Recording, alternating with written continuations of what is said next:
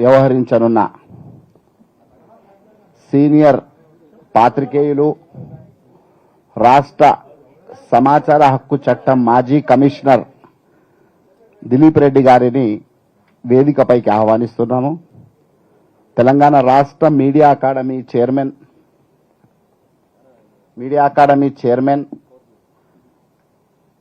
మన మార్గదర్శకులు Indian journalist union అధ్యక్షులు Shri K Srinivas Reddy గారిని వేదికపైకి ఆహ్వానిస్తున్నాను. ఈ కార్యక్రమం ప్రారంభించే ముందు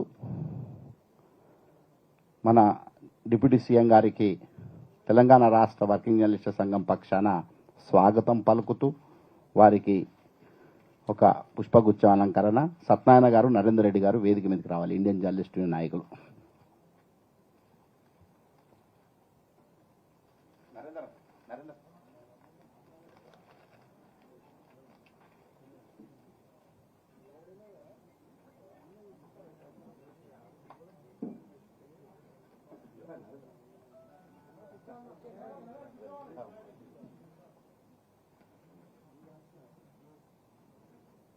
माजी साहब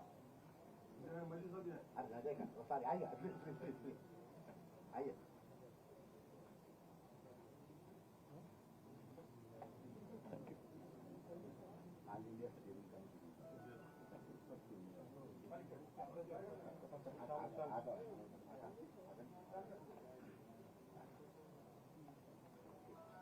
ఇప్పుడు మన media academy chairman Srinivas Reddy గారు డిప్యూటీ సీఎం గారికి స్వాగతం పలుకుతూ శాలువాతో సత్కరిస్తారు.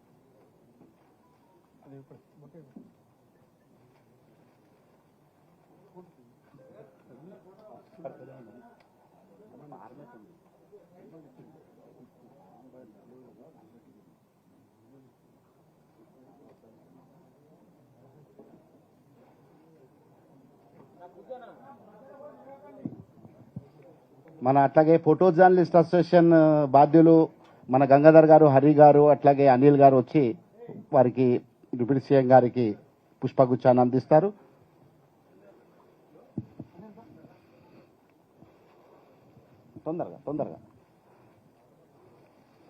తొందరగా అట్లాగే జవహర్లాల్ నెహ్రూ హౌసింగ్ సొసైటీ అధ్యక్షులు కిరణ్ గారు వారికి పుష్పగుచ్చాన్ని అందిస్తారు.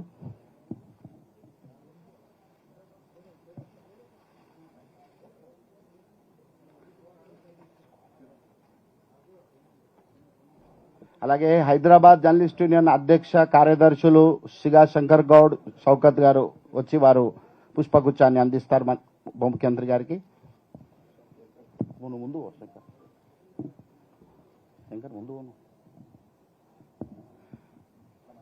Thank you. ఈ కార్యక్రమం మనం ప్రారంభించబోతున్నాం.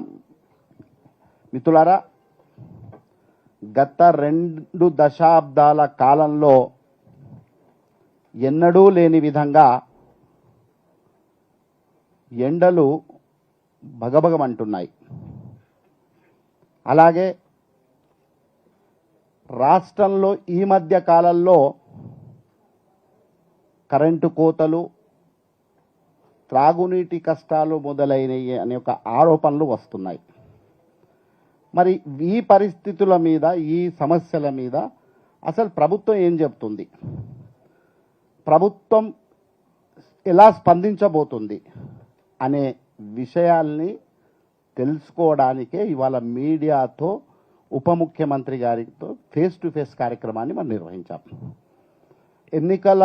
ఎన్నికల ఆనవాయితీ ఏంటంటే మామూలుగా ఎన్నికలకు సంబంధించి, రాజకీయాలకు సంబంధించిన మీడియా ప్రెస్ల్ని దశాబ్దాల తరబడి మన సంఘం నిర్వహిస్తుంది. అదే సమయంలో రాష్ట్రంలో కరెంట్ ఇష్యూస్ అట్లాగే ప్రధాన సమస్యలు ఏర్పడినప్పుడు ఇలాంటి మీడియా ప్రెస్సులు కానీ ఇలా ముఖాముఖి కార్యక్రమాలకి నిర్వహించే ఒక ఆనవాయితీ మన సంఘానికి ఉంది. ఆనవాయితీలో భాగంగానే ఇవాళ ఇక్కడికి మనం గౌరవ ఉప ముఖ్యమంత్రి మల్లు భట్టి విక్రమార్క గారిని మనం ఆహ్వానించాం. వీరి మీద, ఈ సమస్యల మీద, ఇప్పుడు రాష్ట్రంలో జరుగుతున్న చర్చ మీద వారి స్పందనను తెలియజేస్తారు. ఈ కార్యక్రమాన్ని కొనసాగించాల్సిందిగా మోడరేటర్ దిలీప్ రెడ్డి గారితో విజ్ఞప్తి చేస్తున్నాను. Thank you.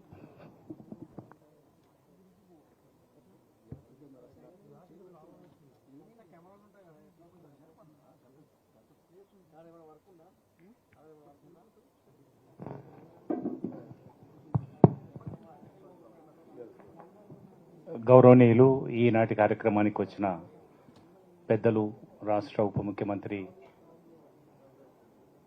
మల్లు విక్రమార్క భట్టి గారు, మీడియా అకాడమీ చైర్మన్ శ్రీనివాసరెడ్డి గారు, యూనియన్ తెలంగాణ జర్నలిస్ట్ యూనియన్ అధ్యక్షులు విరహత్ గారు, ఇంకా ఈనాటి కార్యక్రమానికి విచ్చేసిన వాళ్ళందరికీ హృదయపూర్వకమైన నమస్కారం.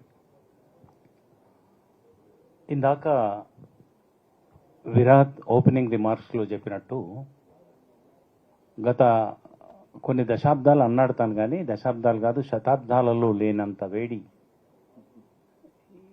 ఈ పర్టికులర్ 2024 సమ్మర్లో ఫేస్ చేయబోతున్నామని ప్రపంచవ్యాప్తంగా నివేదికలు, ఐపీసీసీ నివేదికతో సహా పర్యావరణవేత్తలు హెచ్చరిస్తూ ఉన్నారు.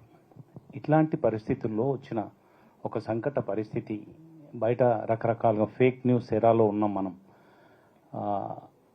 రాజకీయంగా కూడా మీకు తెలుసు, because this fraternity of journalist we are witness for many things. రాజకీయంగా నింద, అపనింద, ప్రతినింద, ఆరోపణ, ప్రత్యారోపణ, విమర్శ, ప్రతి విమర్శ, వీటన్నిటికి కూడా మేము ప్రత్యక్ష సాక్షులుగా ఉంటాం. కానీ ఇవాళ ఈ కాంటెక్స్ట్ని దయచేసి రాజకీయాలకు అతీతంగా ఆలోచిద్దాం.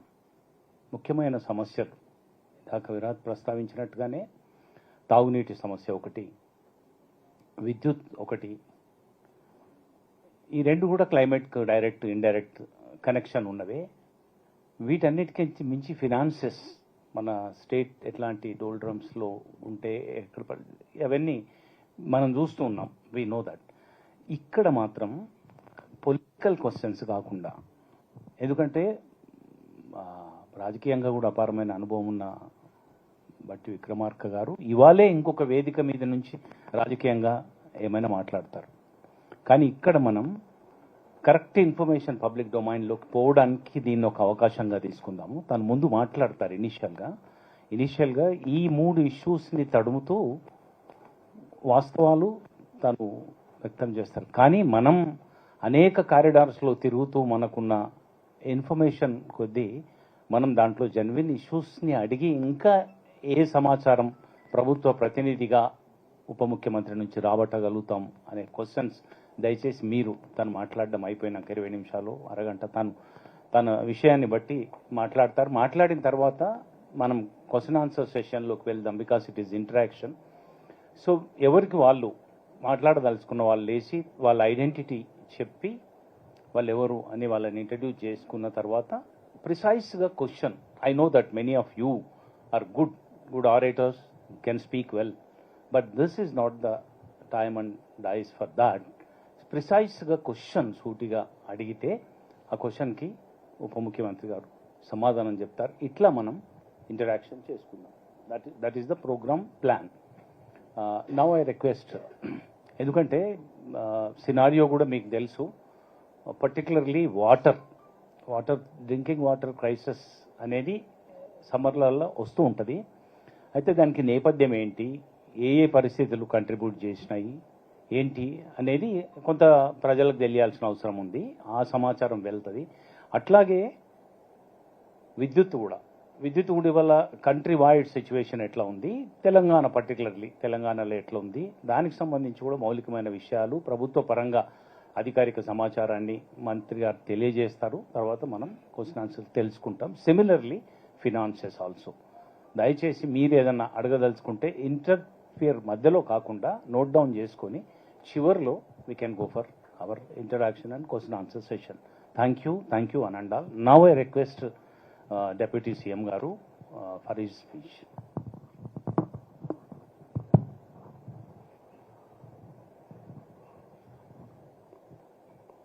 మిత్రులు, ఈ కార్యక్రమానికి మోడరేటర్గా ఉన్నటువంటి దిలీప్ రెడ్డి గారికి,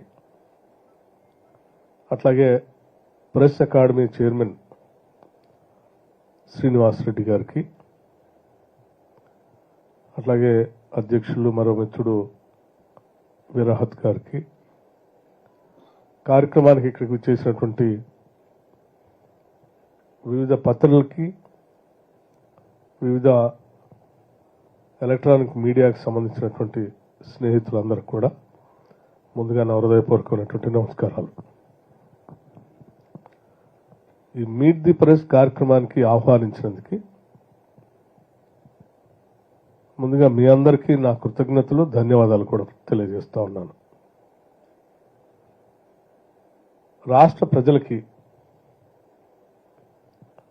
రాజకీయ పూరితమైనటువంటి వక్ర భాష్యంతో చెప్పేటువంటి విషయాల కంటే కూడా వాస్తవాలు ప్రజలకి తెలియాల్సినటువంటి అవసరం ఉంది.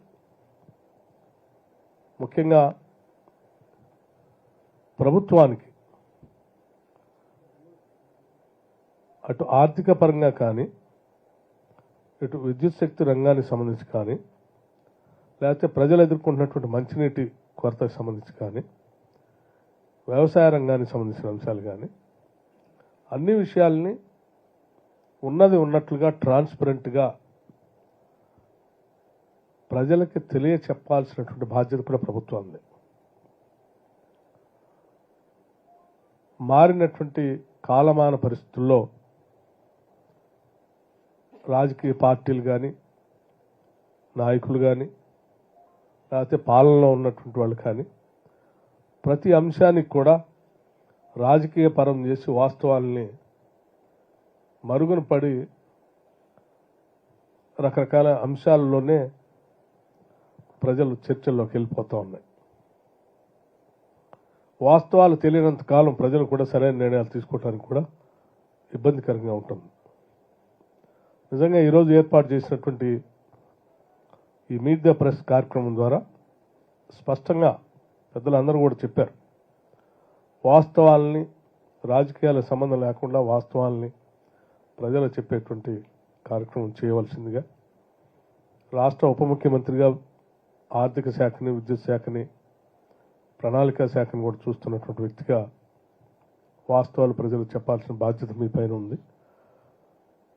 వాటి పరిమితి దాటి రాజకీయాలు జోలికి పోకుండా కూడా మాట్లాడితే కూడా ఒక మంచి సాంప్రదాయానికి నాంది పలికినట్టుగా ఉంటుంది. మీరు ఆ విషయాలే చెప్పన్నప్పుడు నేను కూడా స్వాగతిస్తున్నాను కూడా. సరే, చాలా అంశాల్లో రాష్ట్రం చాలా ధనిక రాష్ట్రం. ధనిక రాష్ట్రానికి ఉండాల్సిన లక్షణాలు, రావాల్సినటువంటి లాభాలు రాకుండా రకరకాలైనటువంటి ఇబ్బందులు ఎదుర్కొంటుంది ఎందుకు అని చెప్పి చాలామందికి ఆలోచనలు కూడా ఉన్నాయి. ఇంత పెద్ద ధనిక రాష్ట్రం అయితే 7 లక్షల కోట్లు అప్పెందుకు తీసుకోవాల్సిన అవసరం ఉందని కూడా ఆలోచనలు ఉన్నాయి.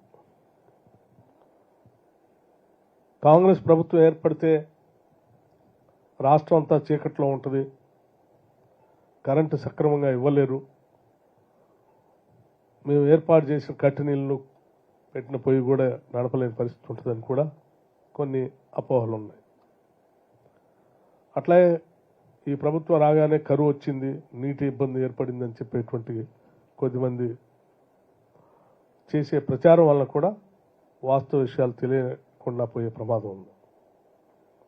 వీటన్నిటిని దృష్టిలో పెట్టుకొని రాష్ట్ర ఆర్థిక పరిస్థితి ఏంటి, విద్యుత్ శక్తి పరిస్థితి ఏంటి అనేటువంటి అంశాలని ఈ ప్రభుత్వం అధికారంలో రాగానే ముందుగా మేము చట్టసభల్లో శ్వేతపత్రం ద్వారా కొన్ని విషయాలు ప్రభుత్వానికి, ప్రజలకి, స్టేక్ హోల్డర్స్ అందరికీ తెలియాలని చెప్పి స్పష్టంగా తెలియజెప్పాం. చాలా సందర్భాల్లో అవి చెప్పిన తర్వాత కూడా అక్కడక్కడ కొన్ని నేను చదివాను. రాష్ట్రానికి మేము అప్పచెప్పేటప్పుడు చాలా నిధులతో కూడినటువంటి, ఆదాయంతో కూడినటువంటి, లేకపోతే బ్యాంక్ బ్యాలెన్స్ పెద్ద ఎత్తున ఉన్నదాన్ని అప్పచెప్పామని. సరే, వాళ్ళు చెప్తా ఉంటే చాలామంది మాట్లాడుతుంటే జనం కూడా నిజం అనుకునేటువంటి ప్రమాదం కూడా ఉంది. సో ఆ విషయాలు కూడా ప్రజలకు తెలియాలి. అట్లాగే ఈ ప్రభుత్వం రాగానే కరెంట్ కట్లు ఎక్కువ అయిపోతా ఉంది, కరెంట్ ప్రొడక్షన్ ఇవ్వలేకపోతా ఉన్నారు, సరఫరా చేయలేకపోతున్నారు అనే ప్రచారం కూడా జరుగుతుంది సోషల్ మీడియాలో. ఉదాహరణ కొన్ని చోట్లయితే ఏదో ఒక న్యాయస్థానంలో తీర్పు చెప్తా ఉంటే కరెంట్ బంద్ అయిపోయింది, చీకట్లోనే వాదనలు విన్నారని నిన్న ఒక సోషల్ మీడియాలో సర్క్యులేషన్ చేశారు. ఇంకో దగ్గర మీడియా సమావేశం పెడుతూ ఉంటే మాట్లాడుతూ ఉంటే కరెంట్ కట్ అయిపోయిందని చెప్పి ఇంకో ప్రచారం చేశారు. సో వీటన్నిటి మీద నేను వెంటనే అధికారులు చెప్పి ఎంక్వైరీ చెప్పిస్తే అక్కడ కరెంటు కట్ కాలేదు, ఈ వాదనలు వింటున్న వాళ్ళ దగ్గర కూడా కరెంట్ కట్ కాలేదు. రెండు చోట్ల కూడా వాళ్ళ ఇంటర్నల్ ప్రాబ్లంతో ఉంది తప్ప కరెంట్ కట్ లేదని వాళ్ళే చెప్పారు. మరి ఈ ప్రచారం ఇది అంతిమంగా ప్రజలందరూ ఆలోచన ఏంటంటే perception is also very danger. రాదేమో రాదేమో రాదేమో అనేటువంటి భయం ఎప్పుడైతే మనసులో వస్తే అది ఇంకా ఆందోళనకరంగా మారిపోతుంది. ప్రజల్ని ఆందోళనకరమైనటువంటి పరిస్థితుల్లో నెట్టేటువంటి ప్రచారం కూడా మంచిది కాదు. దీనివల్ల మానసికమైనటువంటి ఒత్తిడి ఆందోళన కాకుండా అసలు పవర్ ఈ రాష్ట్రంలో ఉన్నదేమనేటువంటి ప్రచారం జరిగితే ప్రొడక్షన్ కూడా చేద్దామని చెప్పే ఇండస్ట్రీస్ కూడా ఆలోచనలో పడి ప్రొడక్షన్ తగ్గించడం కోసం ఇండస్ట్రీస్ మూసేసే ప్రమాదం కూడా ఉంది. తద్వారా రాష్ట్రానికి పెద్ద ఎత్తున నష్టం జరిగే ప్రమాదం ఉంది, జిఎస్డిపికి నష్టం జరిగే ప్రమాదం ఉంది. ఇది ప్రజలందరికీ జరిగే నష్టం. సో ఇవన్నీ కూడా ప్రజలకు తెలియాలనేటువంటి ఆలోచనతోనే కొన్ని చోట్ల బయట మాట్లాడాను. ఈరోజు కూడా మీ ద్వారా నేను ఈ విషయాలన్నీ చెప్పదలుచుకున్నాను. కొన్ని చోట్ల ఇంకో దగ్గర కూడా ఉన్నాం. మనం కొట్లాడి తెలంగాణ రాష్ట్రం తెచ్చుకున్న తెలంగాణ రాష్ట్రానికి ప్రత్యేకంగా నిధులు వస్తే తప్ప ఇక్కడ ఉన్నటువంటి ఆర్థిక వనరులు కానీ సహజ వనరులన్నీ కూడా సక్రమంగా వాడుకుంటే తప్ప మనం ఏ కోరికతో అయితే కొట్లాడి తెచ్చుకున్నామో ఆ కోరికలను సాధించలేమని చెప్పేటువంటి ఆలోచన ఉన్న ప్రక్రియలో పెద్ద ఎత్తున మేము నిధులు వచ్చినాయని ఓ పక్కన ప్రచారం జరుగుతోంది కేంద్రం నుంచి, ఇంకో పక్కన ఆర్థిక వనరుల్ని సహజ వనరుల్ని అద్భుతంగా వాడాం మేము అని ఇంకో పక్కన ప్రచారం జరుగుతోంది. మరి ఇవన్నీ నిజమా కాదా రాజకీయాలు పక్కన పెడదాం, కానీ వాస్తవాలైన ప్రజలకు తెలియాలి కదా. తెలిస్తే కదా మనం ప్రణాళిక చేసుకుని భవిష్యత్ తరాలకి మన రాష్ట్రాన్ని ఈ స్థితిగతులను ఏ రకంగా అందించగలం అనేది తెలియజేది. భవిష్యత్తులో వాళ్ళు ప్రణాళికలు తయారు చేసుకోగలిగేది. It is a continuous process. So ఈ విషయాలన్నీ ఈరోజు చెప్పాలనేటువంటి ఆలోచనతోనే నేను ఇక్కడ కూర్చున్నాను. నేను రాజకీయాల జోలికి కూడా పోను. వాస్తవ పరిస్థితులు ఉన్నట్టుగా స్పష్టంగా మీ ద్వారా రాష్ట్ర ప్రజలకు తెలియజెప్పాలనే ఆలోచనతో కూర్చున్నాను. మోడరేటర్ గారు, ఇతర పెద్దలు మీరు ప్రశ్నల పరంపర కానీ ఈ ఆర్థిక పరిస్థితికి సంబంధించిన అంశాలు కానీ విద్యుత్ శక్తికి సంబంధించిన అంశాలు కానీ లేకపోతే మంచినీటి ఎద్దడికి సంబంధించిన అంశాలు కానీ మీరు ఏ ప్రశ్నలు అడిగినా నాకు ఎటువంటి ఇబ్బంది లేకుండా ఉన్న పరిస్థితులను మీకు ముందు వాస్తవ పరిస్థితులన్నీ తెరిచి చూపించడానికి సిద్ధంగా ఉన్నాను. నేను మీరు అడిగే ప్రతి ప్రశ్నకు కూడా ఎటువంటి భేషజాలు లేకుండా సమాధానం చెప్పడానికి కూడా నేను సిద్ధంగా ఉన్నానని మీ అందరూ చెప్తూ పెద్దలు మోడరేటర్ గారిని మొదలుపెట్టవలసిందిగా కోరుతా ఉన్నాను. Thank you. అదే మంత్రి గారు, నేను ఇంకొక 12 నిమిషాలు మాట్లాడతారని అనుకున్నా, కానీ తన ఆలోచన ఇంటర్ఫేస్ స్పెసిఫిక్ క్వశ్చన్స్కి ఆన్సర్ చేస్తున్నప్పుడు ఎక్కువ ఇన్ఫర్మేషన్ పబ్లిక్ డొమైన్లోకి బంప్ చేయడానికి అవకాశం ఉంటుంది అని నిర్ణయించుకున్నారు. మాట్లాడతారా? లేలే, అడిగితేనే మోర్ ఇన్ఫర్మేషన్ వస్తుంది అని. నేను ఎవరైనా ప్రశ్న అడగదలుచుకున్న వాళ్ళు దయచేసి ప్రిసైజ్గా క్వశ్చన్ అడిగితే క్వశ్చన్ తర్వాత దాన్ని ప్రొలాంగ్ చేసి కానీ లేకుంటే డైలాగ్ లాగా కానీ చేయొద్దని దయచేసి విజ్ఞప్తి. ఒక క్వశ్చన్ అంతే, వాదన వద్దు, క్వశ్చన్ వరకు అడగండి. మైక్ ఎవరన్నా సర్క్యులేట్ మాట్లాడతారా? మీ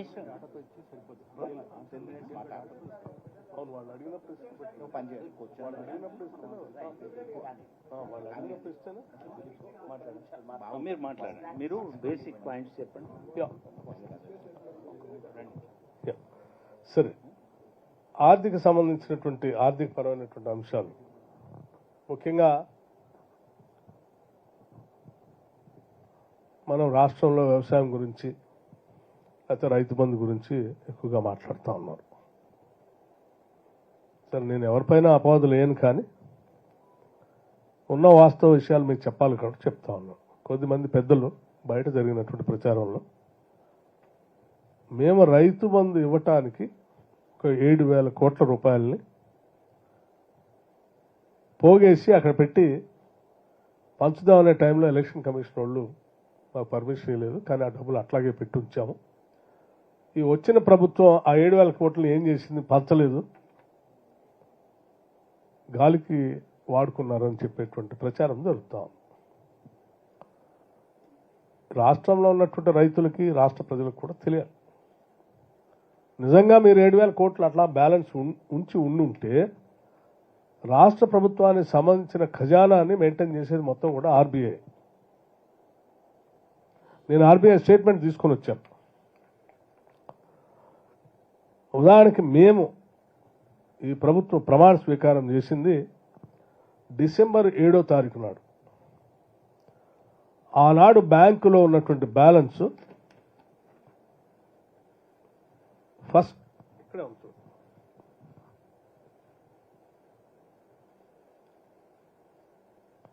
ఆనాడు బ్యాంకులో ఉన్న బ్యాలెన్స్ -3,960 కోట్ల రూపాయలు. బ్యాంకులో మీరు ఉంచినటువంటి 7,000 కోట్లను మిగతా ఖజానా కాకుండా లేకుండా మైనస్లో 3,960 కోట్లలో మీరు మాకు ఈ రాష్ట్రాన్ని అప్పచెప్పారు. మరి మీరు చెప్పినట్టు ఆ 7,000 కోట్లు మీరు తిన్నారా? నిజంగా మీరు 7,000 కోట్లు రైతు బంధుకి ఇవ్వటం కోసం దాచిపెట్టి ఉంటే ఎలక్షన్ నోటిఫికేషన్ వచ్చింది, ఎలక్షన్ కోడ్ వల్ల మీరు ఖర్చు పెట్టలేకపోయారు, మేము ఎవరికి లేకపోయాం అని చెప్పారు. మరి ఆ డబ్బులు ఎక్కడ పోయినట్టు? ఎవరు అకౌంట్లోకి పోయినట్టు? ఎవరి దగ్గర ఉన్నట్టు? ఇది వాస్తవ పరిస్థితి. ఇలా ఉంటే ఈ వాస్తవ పరిస్థితిని కప్పిపుచ్చుతూ మేము 7,000 కోట్లు ఉంచాం, చాలా బ్యాలెన్స్ ఇచ్చామని చెప్తా ఉన్నారు. ఇంత మైనస్గా ఉన్నటువంటి బ్యాలెన్స్ ఉన్నటువంటి ఈ ఆర్థిక పరిస్థితిలో రూపాయి పోగేసుకుంటూ ఈ రాష్ట్రంలో ఉన్నటువంటి ఉద్యోగస్తులకి అందరికీ జీతాలు ఇవ్వాలి, జీతాలతో పాటు పెన్షన్లు ఇవ్వాలి, వీటితో పాటు ఆసరా పెన్షన్లు ఇవ్వాలి, అట్లాగే మిగతా స్కీమ్స్ అన్నిటికీ డబ్బులు సమకూర్చాలి. మేము ఇచ్చినటువంటి 6 గ్యారంటీలకు సంబంధించిన వాటిలో బస్సులు ఫ్రీ బస్సు రైడ్కి డబ్బులు సమకూర్చాలి, 200 యూనిట్లు ఉచితంగా ఇచ్చేటువంటి కరెంటుకి డబ్బులు సమకూర్చాలి, గ్యాస్ సిలిండర్లకు డబ్బు సమకూర్చాలి. మీరు గతంలో పెండింగ్ పెట్టిపోయినటువంటి బిల్లులు, సరే కాంట్రాక్టుల బిల్లుల గురించి మరొకసారి మాట్లాడతా, అవి కాకుండానే మధ్యాహ్న భోజనం పెట్టేటువంటి ప్రభుత్వ పాఠశాలలో పెట్టేటువంటి పిల్లలకు పెట్టే బిల్లులు కూడా నెలల తరబడి పెండింగ్ పెట్టిపోయారు. ఆశా వర్కర్లకు డబ్బులు ఇవ్వలే, అంగన్వాడీ వర్కర్లకు డబ్బులు ఇవ్వలే. మీరు ప్రభుత్వ పాఠశాలలో ఊడ్చేటువంటి స్వీపర్స్కి డబ్బులు ఇవ్వలే, మీరు గ్రామ పంచాయతీలో పనిచేసే స్వీపర్స్కి డబ్బులు ఇవ్వలే. నెలల తరబడి వాటన్నింటినీ పెండింగ్ పెట్టి పైలప్ చేసిపోతే మేము వచ్చిన కేవలం 3-4 మాసాల్లోనే ఈ మైనస్ దాన్ని సరి చేసుకుంటూనే వీళ్ళందరికీ జీతాలు ఇవ్వటమే కాకుండా మధ్యాహ్నం వాటితో పాటు హాస్టల్స్లో డైట్ బిల్స్, కొన్ని నెలల తరబడి డైట్ బిల్స్లు ఇవ్వలేం. మీరు సోషల్ వెల్ఫేర్ హాస్టల్స్లో కానీ, బీసీ వెల్ఫేర్ హాస్టల్స్లో కానీ, రెసిడెన్షియల్ స్కూల్స్లో కానీ, మైనార్టీ రెసిడెన్షియల్ స్కూల్స్లో కానీ వీటికి ఇవ్వలేదు. అట్లాగే ఓవర్సీస్ స్కాలర్షిప్స్ మేము అద్భుతంగా చేశాం, మీరేం పట్టించుకోవట్లేదంటే నేను ఆ లెక్కలు కూడా తెప్పించి చూశాను. మీ ప్రభుత్వ హయాంలో శాంక్షన్ చేశారు తప్ప డబ్బులు ఇవ్వలే ఎవరికి. నేను ప్రత్యేకంగా తెప్పించుకొని పాపం బిడ్డలు ఇక్కడ నుంచి తెలంగాణ నుంచి పోయి ఎక్కడో విదేశాల్లో యూనివర్సిటీలో చదువుకుంటూ ఉంటే ఆ టైంకి వాళ్ళు డబ్బులు కట్టకపోతే ఆ యూనివర్సిటీలో నుంచి బయటకు పంపిస్తారని ఆందోళన తెలిసిన వ్యక్తికి వెంటనే వాటిని పిలిపించి అవి క్లియర్ చేయించాను. ప్రయారిటీ చేసుకుంటూ మేము ఆర్థిక పరిస్థితిని చేసుకుంటూ మీరు చూడండి. ఒక ఆయన అంటాడు మేము 7,000 కోట్లు ఇచ్చాం, బ్యాలెన్స్ ఉంచాం, అవి కాకుండా ఇంకొక 17,000 కోట్లు అప్పు తెచ్చారు మీరు. 7,000 కోట్లు ఇవ్వలే, అది బ్యాలెన్స్ చూపించాం మీకు. ఈ కాకుండా మీరు చేసిన అప్పులకు సంబంధించిన వడ్డీ కట్టడానికి మేము ఈ 3 నెలల్లో 26,374 కోట్లు కట్టాను నేను. ఇది కూడా లెక్క చూపిస్తా ఉన్నాను. 26,374 crores వడ్డీ అసలు కలిపి. మళ్ళీ అంటారు మీరు ఏం చేసే డబ్బులు, ఏం చేస్తాం ఇది. అట్లాగే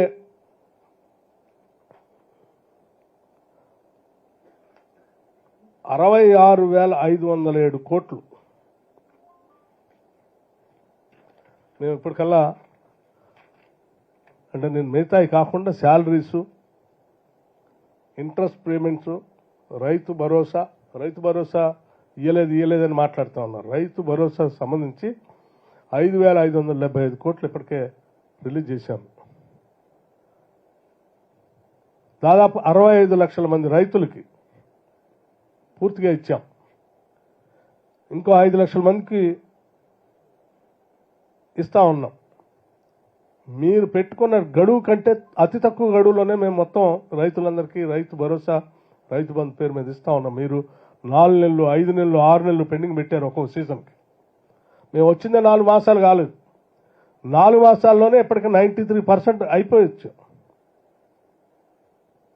అట్లాగే మహాలక్ష్మి ఆర్టీసీకి మీ అందరికీ తెలిసిందే, ఒకప్పుడు ఆర్టీసీ అసలు నడుస్తుందా లేదా, మూసేస్తారా అమ్ముతారా అనేటువంటి పరిస్థితి నుంచి ఈరోజు మహాలక్ష్మి స్కీమ్ ద్వారా ఫ్రీ బస్ రైడ్ మహిళలకు ఇస్తూ ప్రతి నెల మేము కట్టినటువంటి డబ్బులు, గత ప్రభుత్వాలాగా స్కీమ్ అనౌన్స్ చేసి ఆయా కార్పొరేషన్స్ని వాడేటట్టు చేసి ప్రభుత్వాలు డబ్బులు కట్టకుండా ఉండే చివరికి ఆ కార్పొరేషన్లన్నీ మూసేసే పరిస్థితి వచ్చింది. కానీ మేము అట్లా చేయట్లేదు. ప్రతి నెల ప్రతి టికెట్కి, మహిళ వాడిన ప్రతి టికెట్ని లెక్కగట్టి ప్రతి నెల డబ్బులు రిలీజ్ చేసుకుంటూ పోతా ఉన్నాం. అందులో భాగంగానే 1,125 కోట్లు ఇప్పటికీ రిలీజ్ చేసాం ఆర్టీసీ. అందుకే వాళ్ళ ఆర్టీసీ ఆపరేషనల్ ప్రాఫిట్స్లోకి వచ్చేసింది. అట్లాగే గృహజ్యోతి సంబంధించి 200 కోట్ల రూపాయలు ఇప్పటికే రిలీజ్ చేశాం, ఎప్పటికప్పుడు రిలీజ్ చేస్తా ఉన్నాం. రాజీవ్ ఆరోగ్యశ్రీ 189 కోట్లు రిలీజ్ చేశాం. LPG subsidy under Mahalakshmi scheme మొదటి నెలకు సంబంధించి 80 కోట్లు రిలీజ్ చేశాం. మళ్ళీ ఇప్పుడు బిల్లు వచ్చింది మార్చి నెలది, దాన్ని కూడా రిలీజ్ చేయబోతున్నాం. పవర్ సబ్సిడీ ఏమంటే 1,147 కోట్ల రూపాయలు. పవర్ సబ్సిడీ అంటే అగ్రికల్చర్ పవర్ సబ్సిడీ, రైతులకు ఇచ్చేటువంటి పవర్ సబ్సిడీ. ఎక్కడ పెండింగ్ పెట్టలే మేము. అట్లాగే రైస్ సబ్సిడీ, పవర్ సబ్సిడీకి సంబంధించి 3,924 కోట్లు రిలీజ్ చేశాం. రైస్ సబ్సిడీ సంబంధించి 1,147 కోట్లు ఇచ్చాం.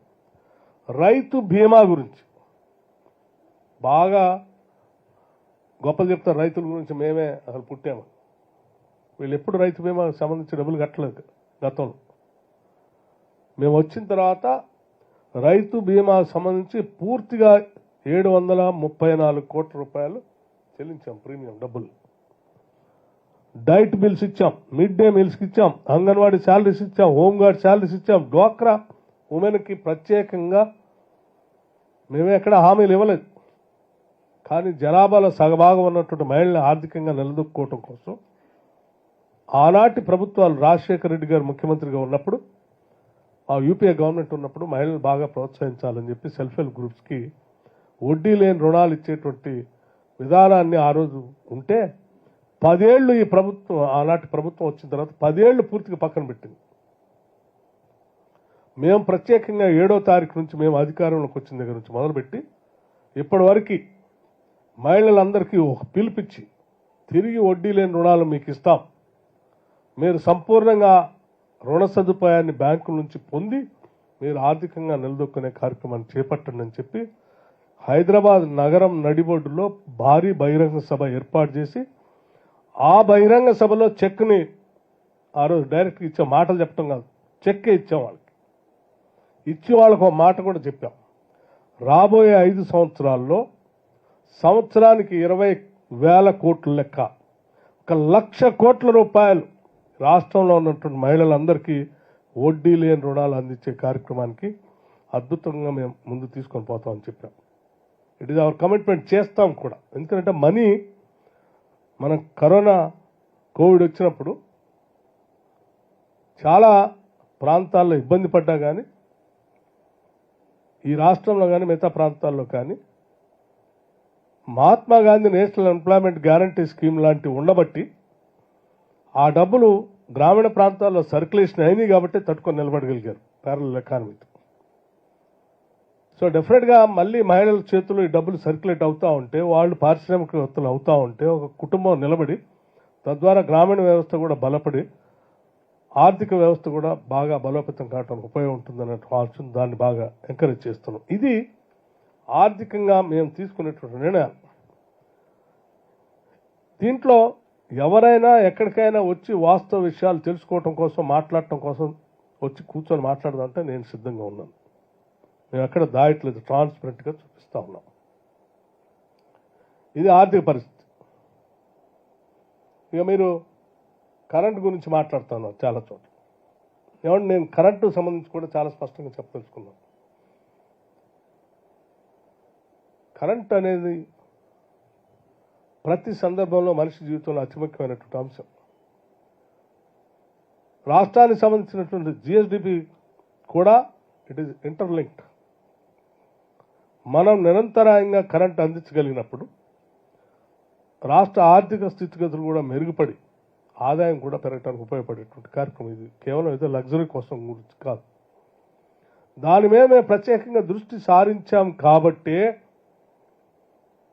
మీరు గత 10 ఏళ్లలో లేనటువంటి పీక్ డిమాండ్ కూడా ఈ 3 నెలల్లో వస్తే కూడా మేము సరఫరా చేయగలిగాం, ఎక్కడ కట్ లేకుండా, ఎక్కడ డిస్టర్బెన్స్ లేకుండా. వాస్తవ విషయం.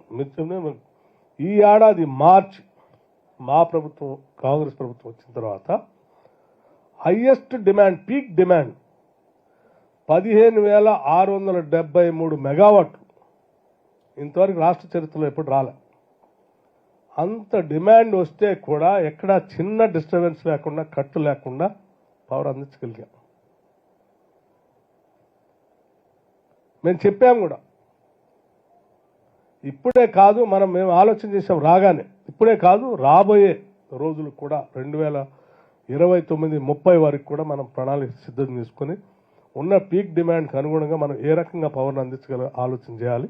ఆ పవర్ కూడా ప్రపంచవ్యాప్తంగా జరుగుతున్నటువంటి మారుతున్న పరిస్థితులకు అనుగుణంగా ఎటువంటి పవర్ని, చీప్ పవర్ని, క్లీన్ పవర్ని, గ్రీన్ పవర్ని ప్రజలకు అందించాలనే దానిపైన కూడా ఆలోచన చేసి ముందుకు పోతున్నాం. అందులో భాగంగానే ఈరోజు రాబోయే పీక్ డిమాండ్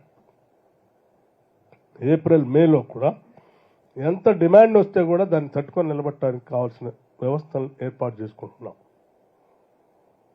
ఎప్పటికప్పుడు గతంలో లాగా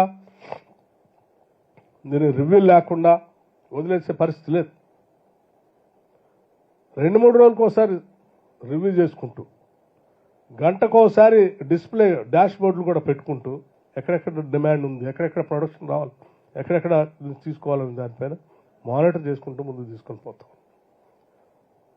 మా పరిస్థితులు నేను చాలా చోట్ల విన్నాను. కేంద్ర ప్రభుత్వం రాష్ట్ర విభజన చట్టంలో వచ్చినటువంటి ఎన్టీపీసీ సంబంధించిన పవర్కి సంబంధించిన దాంట్లో ఇప్పుడున్న ప్రభుత్వం పీపీఏ అగ్రిమెంట్ చేసి వాళ్ళతో పవర్ మొదలు పెట్టించుంటే చాలా మేలు జరిగేది కదా రాష్ట్రానికి అని. రాష్ట్రానికి మేలు జరిగే దాని గురించి కన్జ్యూమర్ మీద ఎంత భారం పడుతుంది, పడట్లేదు. అంటే అంతిమంగా మనం ఇచ్చేటువంటి పవర్ సంబంధించి కన్జ్యూమర్ కట్టే రేటు పైనే మేలు జరుగుతుందా లేదనేది ఆధారపడి ఉంటుంది. ఇప్పుడు మొదలు పెడితే మినిమం 60 months కావాలి ఒక థర్మల్ పవర్ ప్రాజెక్ట్ మొదలు పెట్టాలి. ప్రొడక్షన్లో రావాలంటే ఎటువంటి ఇబ్బంది లేకుండా చేస్తే 60 నెలల తర్వాత వచ్చేటువంటి ఎన్టీపీసీ పవర్ లెక్కేస్తే per unit 8 rupees to 9 rupees. 8 నుంచి 9 రూపాయలు భారం పడేటట్టుగా ఉన్నటువంటి లెక్కలు చెప్తా ఉన్నాయి. కానీ ప్రపంచవ్యాప్తంగా ఆల్టర్నేటివ్ పవర్కి వెళ్ళమని చెప్తా ఉన్నారు, సోలార్ పవర్కి వెళ్ళమని చెప్తున్నారు, బ్యాటరీ పవర్కి వెళ్ళమని చెప్తా ఉన్నారు, పంప్ స్టోరేజ్ కింద వెళ్ళమని చెప్తా ఉన్నారు, విండ్ పవర్కి వెళ్ళమని చెప్తున్నారు, లేకపోతే మున్సిపల్ సాలిడ్ వేస్ట్ నుంచి పవర్ తీసుకోమని చెప్తా ఉన్నారు. ఇవన్నీ గ్రీన్ పవర్ తీసుకోవటం వల్ల ఆలోచన చేయండి అని చెప్తా ఉన్నారు. దాంట్లో చాలా చాలా మార్పులు వచ్చినాయి. ఉదాహరణకి నేను చిన్న ఎగ్జాంపుల్ చెప్తాను. మొన్న కేంద్ర ప్రభుత్వానికి సంబంధించి సోలార్ కార్పొరేషన్ ఆఫ్ ఇండియా వాళ్ళు టెండర్ పిలిస్తే ఆ టెండర్లో పార్టిసిపేట్ చేసినటువంటి పవర్ సెక్టార్కి సంబంధించిన ఇండస్ట్రీస్ రాబోయే 25 సంవత్సరాలకి ₹5.59 పర్ యూనిట్ రాబోయే 25 సంవత్సరాలు కంటిన్యూస్గా సరఫరా చేస్తామని చెప్పి టెండర్లో పార్టిసిపేట్ చేశారు. ఇప్పుడు కాదు, రాబోయే 25 సంవత్సరాల వరకు ₹5.59 మేము కరెంటు సరఫరా చేస్తామని చెప్తున్నటువంటి ఈ పరిస్థితుల్లో రేపొద్దున ఇంకా మార్పు జరిగే తగ్గొచ్చు కూడా. ఇంకా అటువంటి దాన్ని వదిలేసి ఇప్పుడు మీరు అర్జెంటుగా ఎన్టీపీసీతో అగ్రిమెంట్ చేసేసుకొని ₹8 నుంచి ₹9 మన కన్జ్యూమర్ మీద భారం పడే పవర్ కోసం మీరు ఎందుకు సంతకాలు చేసుకోలేదు? ఏం చేస్తున్నారు? గాడులు కాస్తున్నారని మాట్లాడుతున్నారు. కానీ అప్డేట్ కావాలి కదా. సారీ, మారుతున్న టెక్నాలజీని అర్థం చేసుకోవాలి కదా. నిజంగా మీకు రాష్ట్రం మీద అంత ప్రేమ ఉండి ఉంటే 10 సంవత్సరాలు రాష్ట్ర విభజన జరిగినప్పుడే విభజన చట్టంలో ఎన్టీపీసీ నుంచి 4,000 మెగావాట్ల పవర్ మనకి ఇస్తామని చెప్పినప్పుడు ఆనాడే మీరు పీపీఏ చేసి ఉంటే వాళ్ళ డబ్బులతో, కేంద్ర ప్రభుత్వ డబ్బులతో ఎన్టీపీసీ వాళ్ళు పవర్ కట్టేసి మనకి ఎప్పటికల్లా పవర్ ఇచ్చి ఉంటే ఆ 1600 మెగా యూనిట్లు ఎట్లా కట్టారో, మెగావాట్స్ కట్టారో దానిలాగానే పూర్తిగా 4,000 ఆనాడే పీపీఏ చేసి ఉంటే ఈ ఇబ్బంది ఉండేది కాదు. 4,000 సంబంధించినటువంటి మెగావాట్ పవర్ సంబంధించిన ఎన్టీపీసీని చేసుకోకుండా కేవలం 1,600కి చేసి మిగతా బ్యాలెన్స్ పెట్టేసి మీరు స్వంతంగా భద్రాద్రి పవర్ ప్రాజెక్ట్ని, యాదాద్రి పవర్ ప్రాజెక్ట్ని కట్టాలి, రాష్ట్ర ప్రభుత్వం నుంచి నిధులు వెచ్చించాలి, దానికి సంబంధించి అప్పులు తీసుకున్న వాళ్ళు అప్పులతో అడ్డగోలుగా ఖర్చు పెట్టాలని చెప్పినటువంటి ఒక తప్పుడు ఆలోచన వల్ల ఈరోజు రాష్ట్రం భరించలేనటువంటి భారం పడిపోయింది. ఈ 2 ప్రాజెక్టు బదులు దాంతో కట్టించుంటే ఈ ప్రాబ్లం ఉండేది కదా ఇప్పటికల్లా. అవి మీరు చేయకుండా ఇప్పుడు ఉన్న ప్రభుత్వాన్ని ఈ రకంగా మాట్లాడటం కరెక్ట్ కాదని నేను భావిస్తా ఉన్నాను. ఎస్, మేము డెఫినెట్గా సరే ఎన్నికల కోడ్ ఉంది కాబట్టి మేము కొత్త పాలసీని అనౌన్స్ చేయలేము కాబట్టి వచ్చిన దగ్గర నుంచే కసరత్తు చేస్తున్నాం. డెఫినెట్గా ఈ రాష్ట్రానికి న్యూ ఎనర్జీ పాలసీ అవసరం ఉంది.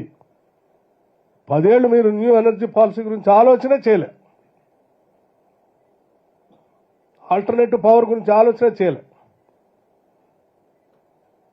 మేము ఆలోచన చేస్తున్నాం తక్కువ ధరకి. మీరు గతంలో చాలా సాడెస్ట్ పార్ట్, పవర్ ఇచ్చామంటే మనం ప్రొడక్షన్ చేసి ఇచ్చారంటే ఇయ్యలే. పర్ యూనిట్ ₹20 కూడా పెట్టుకొని ఇచ్చారు. ఎవరు కట్టాలా డబ్బులు? ఇవాళ మేము ₹10 లోపే, అది కూడా అతి తక్కువ టైంకే కొంటున్నాం, మిగతాది కూడా కొనట్లేదు. ₹10 లోపు రిస్ట్రిక్ట్ చేసి కొనాలని చెప్పి ఉన్న ప్రొడక్షన్ చూసుకుంటూనే అతి తక్కువ ఎప్పుడైనా 15 నిమిషాలకు 20 నిమిషాలకు తక్కువ అవసరం అని తప్ప పవర్ ఎక్స్చేంజ్లో అది కూడా ఎక్కడ పడితే ఆడ అడగోలు కాకుండా ట్రాన్స్పరెంట్గా ఉండేటువంటి పవర్ ఎక్స్చేంజ్లో, లైక్ స్టాక్ ఎక్స్చేంజ్ లాగా పవర్ ఎక్స్చేంజ్లో ఆ లిమిటెడ్ పర్టికులర్ టైంలో పీక్ అవర్స్లో ఏదైనా 15-20 నిమిషాలు తక్కువ అయితే ఆ టైం మాత్రమే తీసుకొని పవర్ ఇచ్చే కార్యక్రమం చేస్తున్నాం. మేము డెఫినెట్గా రాబోయే రోజుల్లో గ్రీన్ ఎనర్జీని, గ్రీన్ పవర్ని ఈ రాష్ట్రానికి తక్కువ ధరకి, ఇప్పుడు ఉదాహరణకి నన్ను యావరేజ్ రూపాయల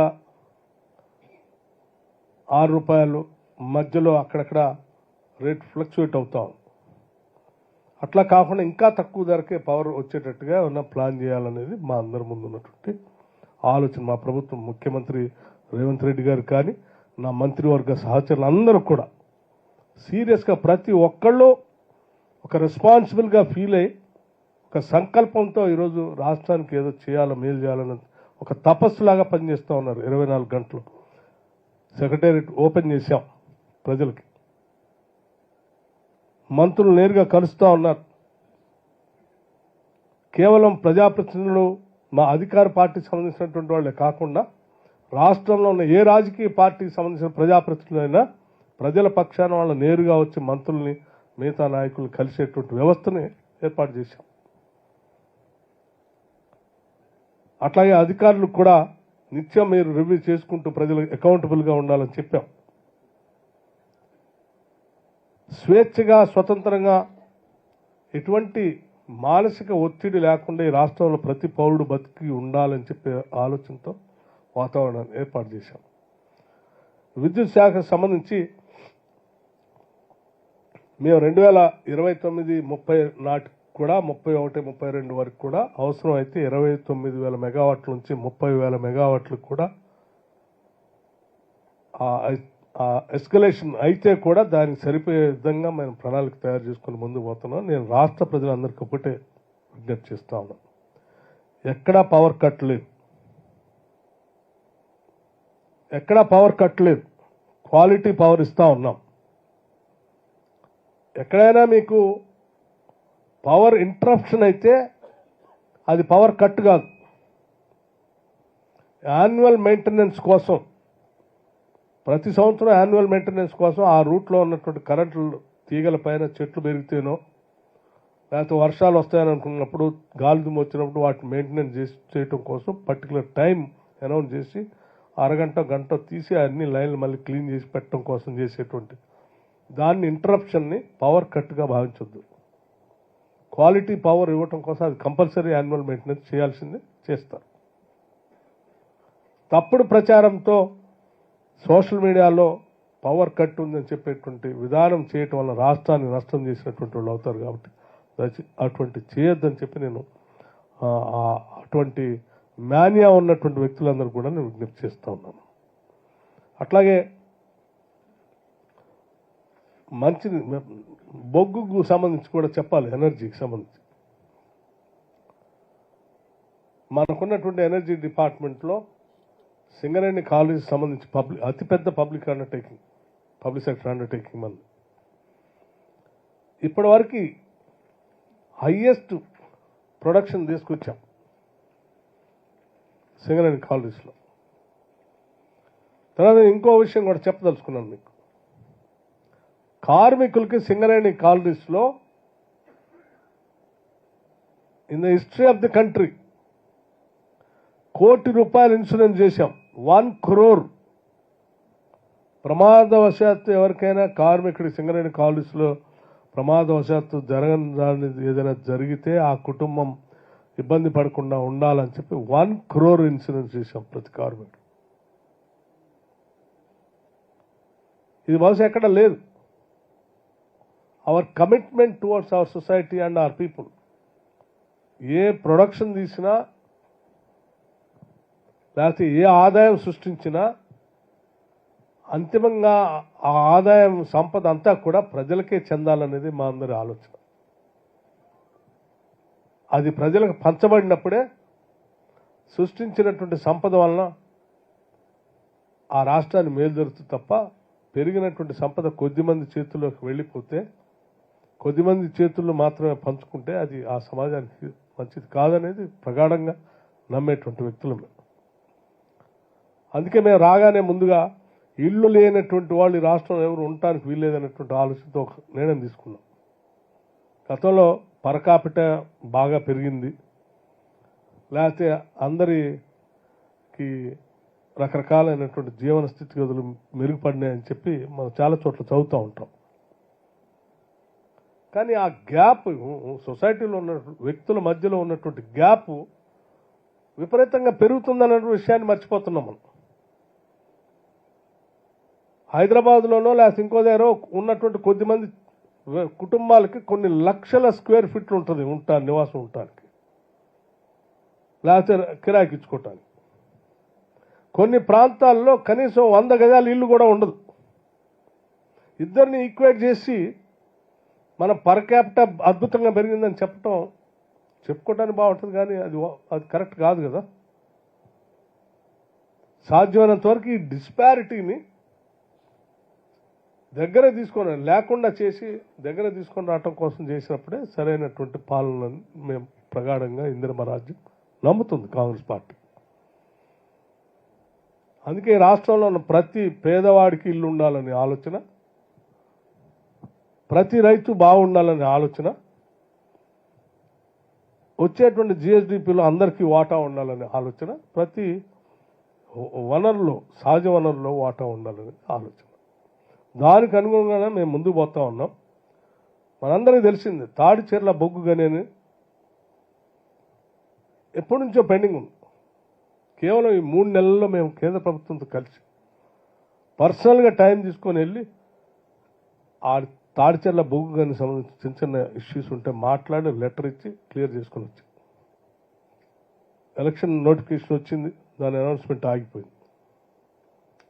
దాదాపు 30,000 crores ఆదాయం వచ్చేటువంటి బొగ్గు గనులు కొన్ని సంవత్సరాలుగా పెండింగ్ ఉంటే కూడా మాట్లాడుకోలేదు. నైని ప్రాజెక్టుకి సంబంధించి ఒరిస్సాలో ఉంటే దాని గురించి కూడా మాట్లాడచ్చు. ఇట్లా అతి తక్కువ సమయంలోనే సాధ్యమైనంత వరకు అన్నింటినీ క్లియర్ చేసుకుంటూ రాష్ట్రానికి మేలు జరిగేటట్టుగా చేసే కార్యక్రమం చేస్తూ ఉన్నాం. మీరు మంచినీటికి సంబంధించి కూడా నేను మీకు చాలా స్పష్టంగా చెప్పాలి. ఏంటంటే ప్రభుత్వం కాంగ్రెస్ వచ్చింది, కరువు వచ్చిందని ఒక ఆయన మాట్లాడుతూ ఉంటారు. సరే, నేను పేర్లు చెప్పను కానీ కరువు అంటే ఏంటండి? కరువు అంటే సక్రమంగా వర్షాలు పడకపోవటం, ఋతుపవనాల సమయంలో సక్రమంగా నీళ్లు పడకపోవటం, పడ్డా కానీ ఆ ఉన్న నీళ్లను సరిగా వాటర్ మేనేజ్ చేసుకోలేకపోవటం. మేము అధికారంలోకి వచ్చింది ఎప్పుడండి? డిసెంబర్లో వచ్చాం, చలికాలంలో. వర్షాకాలం అయిపోయిన తర్వాత వర్షాకాలంలో అధికారంలో ఉన్నటువంటి పెద్దలు మాట్లాడుతూ ఉన్నారు, జూన్ మాసంలో పడాల్సిన, మీ హయాంలో పడాల్సిన ఋతుపవనాలు సక్రమంగా పడకపోవటం కారణం, పడ్డటువంటి నీటిని కూడా మీరు జలాశయాల్లో సక్రమంగా బంధించి ఒడిసి పట్టుకొని వాటిని భవిష్యత్తు మళ్ళీ వచ్చే సంవత్సరం ఋతుపవనాలు వచ్చేంత వరకు అందుబాటులో ఉన్నటువంటి వాటర్ని మేనేజ్ చేసుకుంటూ అందించాల్సిన బాధ్యత కలిగిన మీరు పూర్తిగా గాలికి వదిలేసి నీళ్ళు ఇష్టారాజ్యంగా సముద్రంలోకి వదిలేశారు. ఓ పక్కన గోదావరి నదిలో మీరు కట్టినటువంటి మేడిగడ్డ సంబంధించి కుంగిపోయింది కాబట్టి అందులో అర్జెంటుగా డ్యామ్ సేఫ్టీ అధికారులు కేంద్ర ప్రభుత్వం నుంచి వచ్చేసి త్వరగా నీళ్లు తీసేసి దాన్ని లేకపోతే అసలు మొత్తం కొట్టుకొని పోతుందంటే మీ టైంలోనే నీళ్లు వదులుతుంది. మేము కాదు కదా గోదావరిలో నీళ్లు కిందికి వదిలింది, కుంగిపోయింది మీ సమయంలోనే, నీళ్ళు వదిలిపెట్టింది మీరే. ఇక కృష్ణానది, ఆ కృష్ణానదిలో వచ్చిన నీళ్ళని, అతి తక్కువ పడ్డ వర్షపాతం వల్ల ఉన్నటువంటి నీళ్ళని మీరు జాగ్రత్తగా మేనేజ్ చేసి భవిష్యత్ తరాలకు ఆ సమయానికి అందించాల్సి పోయి కేవలం రాజకీయ అవసరాల కోసం ఎన్నికలు దృష్టిలో పెట్టుకొని పంటలు లేకపోయినా ఎన్నికలప్పుడు నీళ్లు వదలాలో, జనాన్ని నీళ్లు కనపడితే నాకు ఓట్లు వేస్తానని నీళ్లు వదిలిస్తే పంట లేదు, అప్పటికి అయిపోయింది. ఆ నీళ్లు పోయి ఒట్టిగా వేస్ట్ సముద్రంలో కలిసిపోయాయి. ఇవాళ కృష్ణానదిలో కూడా నీళ్లు లేకుండా చేస్తే ఎవరు తప్పిది? అయినా కానీ మీ తప్పిదాలని దాని మీదనే మేము బతకాలనుకోవట్లేదు. జరిగిన పొరపాటుని మేము ఈరోజు అధికారంలో ఉన్నాం కాబట్టి ఏదో రకంగా సరిచేసి ప్రజలకు ఇబ్బంది లేకుండా ఉండాలనేటువంటి ఆలోచనతో ఇమ్మీడియట్గా ఒక ప్రయారిటీగా తీసుకొని డ్రింకింగ్ వాటర్ సంబంధించి రివ్యూ మీటింగ్ పెట్టాం. మా అధికార యంత్రాంగానికి సంబంధించిన పెద్దలతో, చీఫ్ సెక్రటరీ గారితో కానీ మిగతా వాళ్ళందరితో కూడా కూర్చోబెట్టి రివ్యూ చేయటమే కాకుండా అవసరమైతే ప్రతి జిల్లాలో ఆయా మంత్రివర్గ సహచరులు పోయి అక్కడ కూర్చొని కలెక్టర్తోనో ఆ జిల్లాలో ఉన్న అధికార యంత్రాంగంతో కూర్చోబెట్టి రివ్యూ చేసి ఎప్పటికప్పుడు ఎక్కడ అవసరమైతే అక్కడ నిధులు శాంక్షన్ చేసి, drinking water is a serious problem, emergency కాబట్టి ఎక్కడికక్కడ రిలీజ్ చేసి ప్రజలకు ఇబ్బంది లేకుండా చేయాలని చెప్పేసి మేము రివ్యూ చేసి వారికి చెప్పాం. అవసరమైతే ఎలక్షన్ కమిషన్ దగ్గర వచ్చి రాసి పర్మిషన్ తీసుకోండి, దీంట్లో రాజకీయాలు లేవని.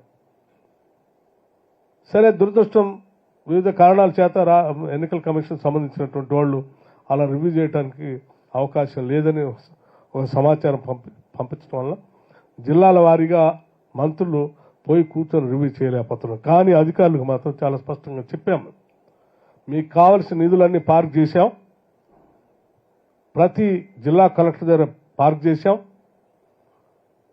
రాష్ట్రానికి సంబంధించిన సిఎస్ ఆధ్వర్యంలో మీరు కాన్స్టాంట్గా మానిటర్ చేస్తూ వాళ్ళకి ఎక్కడ అవసరమైతే అక్కడ నిధులు ఖర్చు పెట్టండి. 100 కోట్లు ఆల్రెడీ రిలీజ్ చేసి పార్క్ కూడా చేసి పెట్టాం. ఇంకా అవసరమైతే కూడా ఇవ్వటానికి స్పెషల్ డెవలప్మెంట్ ఫండ్ నుంచి ఇవ్వటానికి ప్లానింగ్ శాఖలో కూడా డబ్బులు పార్క్ చేసి పెట్టాం. హైదరాబాద్ నగరంలో రివ్యూ చేసి ఎక్కడ డ్రింకింగ్ వాటర్ సమస్య రాకుండా 24 అవర్స్ డాష్ బోర్డ్ పెట్టి రివ్యూ చేసుకుంటా మంచినీళ్ళు అందించే కార్యక్రమం చేస్తాం. అయినా కానీ కొద్దిమంది కావాలని పెద్ద మనుషులు ట్యాంకర్లు వచ్చినాయి, కొండలు వచ్చినాయి, బిందెలు వచ్చినాయి, నీళ్లు రావట్లేదని ప్రచారం చేస్తున్నారు. మీరు అనవసరంగా ప్రజల్ని నీళ్లు లేకుండా చేసి ప్యానిక్ క్రియేట్ చేసి ఆ ప్యానిక్ సిచ్యువేషన్ నుంచి రాజకీయ లబ్ధి పొందాలని ఆలోచన చేస్తున్నారు తప్ప ఒక విషయం మర్చిపోతున్నారు, దీనివల్ల మీరు ఈ సమాజానికి చాలా పెద్ద ఎత్తున నష్టపరుస్తున్నారు అని. ఈ ప్యానిక్ సిచ్యువేషన్లో అవసరం లేనటువంటి వాళ్ళు కూడా ఎక్కువ నీళ్లు తీసుకొచ్చి స్టోర్ చేసుకునే ప్రమాదం ఉంది. అసలు అవసరం ఉన్నటువంటి వాళ్ళ నీళ్లు రానటువంటి ఇబ్బంది ఉంటుంది. Don't create unnecessary panic kind of situation. Government is assuring the entire state ఎక్కడా డ్రింకింగ్ వాటర్ సమస్య రానివ్వం. మీకు సంపూర్ణంగా నీళ్లు అందించే కార్యక్రమం కోసం కావాల్సిన ప్రణాళికని ఇప్పటికే సెక్రటేరియట్లో రాష్ట్ర ముఖ్యమంత్రి గారి ఆధ్వర్యంలో మేమందరం కూర్చొని రివ్యూ చేసి కావాల్సిన డైరెక్షన్స్ అన్నీ ఇచ్చాం. ఏ ఇబ్బంది లేదు. డెఫినెట్గా మేము ఆశిస్తున్నాం, మేము వచ్చిన తర్వాత వచ్చే ఋతుపవనాలు రేపు జూన్ మాసంలో వస్తాయి. మీ సమయంలో మీ పుణ్య కార్యక్రమాల వల్ల ఋతుపవనాలు సరే ఎందుకో దూరం అయిపోయి ఆ ప్రకృతి మీకు చేసింది. మేము మా అందరం ఆశిస్తున్నాం రేపొద్దున వచ్చే జూన్ మాసంలో ఋతుపవనాలు బాగా వస్తాయని, తద్వారా రాష్ట్ర ప్రజలకి ఇబ్బందులన్నీ అధిగమిస్తామని ఆశిస్తా ఉన్నాం. కావాల్సిన విధంగా ప్రణాళికబద్ధంగా ముందుకు పోతా ఉన్నాం. Drinking water is not at all an issue now. Everything is arranged and taken care. మీరు కట్టిన గొప్పగా చెప్పారుగా 43,000 కోట్లతో కట్టినటువంటి మిషన్ భగీరథ అని చెప్పారు. ఎడిపోయింది అది? మేము కాదు కదా కట్టింది. 43,000 కోట్ల రూపాయలు కట్టి అప్పులు తీసుకొచ్చి కట్టి ఏం చేశారు? దాని ప్రయోజనం కనపడాలి కదా. ఇప్పుడు తప్పిదాలన్నీ మీ దగ్గరే ఉన్నాయి. అయినా కానీ ఆ ఇబ్బందుల్ని ప్రజల మీద పడకుండా మేము జాగ్రత్త పడుతూ కావాల్సిన విధంగా ఏర్పాటు చేస్తూ ఉన్నాం. ఇంకో ఆయన మాట్లాడతాడు, ఎన్నికలు కావాలనే ఉండనే ఉండదని అంటే ఏం చెప్దామని? ప్రజలకి పనికొచ్చే అవసరాలను తీర్చడం కోసం మానిటర్ చేయాల్సినటువంటి ప్రభుత్వాన్ని డీస్టెబిలైజ్ చేసి ప్రజలకు ఇబ్బందులు సృష్టించి దాంట్లోంచి లబ్ధి పొందాలని ప్రయత్నం చేస్తే ఎట్లా? Not correct. ఓ పక్కన సమస్యలు ఉన్నాయని జనాన్ని ప్యానిక్ చేస్తూ సమస్యలను పరిష్కారం చేయడం కోసం పనికొచ్చే ప్రభుత్వం ఉండదని చెప్తూ what you want to do? No issue at all. ప్రభుత్వం చాలా స్పష్టంగా ఉంది and it is very strong also. ఆర్థికంగా కూడా ఉన్న ఇబ్బందులన్నీ అధిగమించి ప్రయారిటైజ్ చేసుకొని ప్రజల సమస్యలను పరిష్కారం చేయడం కోసం ఉన్నాం. వీళ్ళందరూ తలకిందులు తపస్సు చేసి అనేక పిల్లలు గంతులు వేసినా కానీ ప్రభుత్వానికి ఎటువంటి డోకా లేదు. అద్భుతంగా ప్రభుత్వం నిలబడుతుంది. 5 ఏళ్ళు స్పష్టంగా ప్రజల మనం ఏ లక్ష్యాల కోసం ఆలోచన చేసి తెలంగాణ రాష్ట్రాన్ని తెచ్చుకున్నాము, ఉద్యోగాల కోసం, వ్యవసాయ రంగ అభివృద్ధి కోసం, పారిశ్రామిక రంగ అభివృద్ధి కోసం, సహజ వనరులు, నీటి వనరులు అన్ని రాష్ట్ర ప్రజలకు అందించడం కోసం, సెల్ఫ్ గవర్నమెంట్ ఆత్మగౌరవంతో స్వపరిపాలన చేసుకోవటం కోసం తెచ్చుకున్నాము. వాటి లక్ష్యాలన్నింటినీ నెరవేరుస్తాం రాబోయే 5 ఏళ్లలో. ఏ కోరికతో అయితే మీరు తెచ్చుకున్నారో ఆ కోరికలన్నింటినీ సంపూర్ణంగా నెరవేరుస్తామని చెప్పి ఈ సందర్భంగా ఈ సమావేశం ద్వారా రాష్ట్ర ప్రజలందరికీ విజ్ఞప్తి చేస్తూ, ఎవరు ఆందోళన చెందాల్సిన అవసరం లేదు. ఏదైనా ప్రశ్నలు ఉంటే అడగండి, స్పష్టంగా సమాధానం చెప్పడానికి మేము సిద్ధంగా ఉన్నాం. Thank you very much sir. ధన్యవాదాలు. మీరు విస్తారంగా సమయం తీసుకొని ఎక్కువ విషయాలు చెప్పిండ్రు. ఏమన్నా స్పెసిఫిక్ క్వశ్చన్స్ ఉంటే మిమ్మల్ని మీరు పరిచయం చేసుకొని, మీరు ఏ మీడియా హౌస్కు ప్రాతినిధ్యం వహిస్తున్నారో, ఆర్గనైజేషన్ పేరు, మీ పేరు చెప్పి you can start question precisely. Srinivas.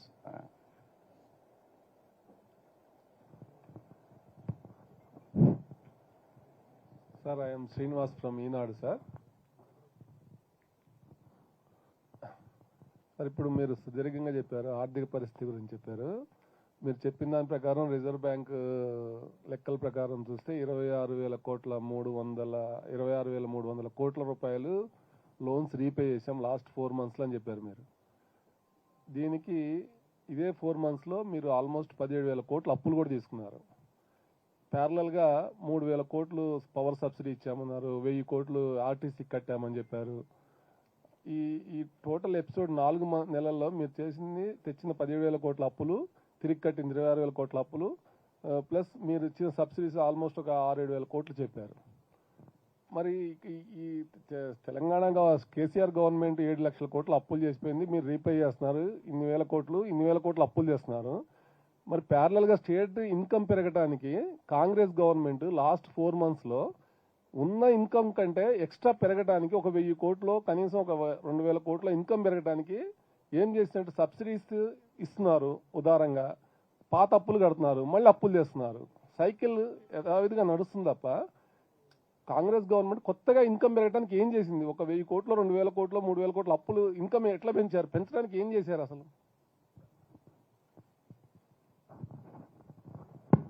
Srinivas గారు, కరెక్ట్ క్వశ్చన్ ఇది.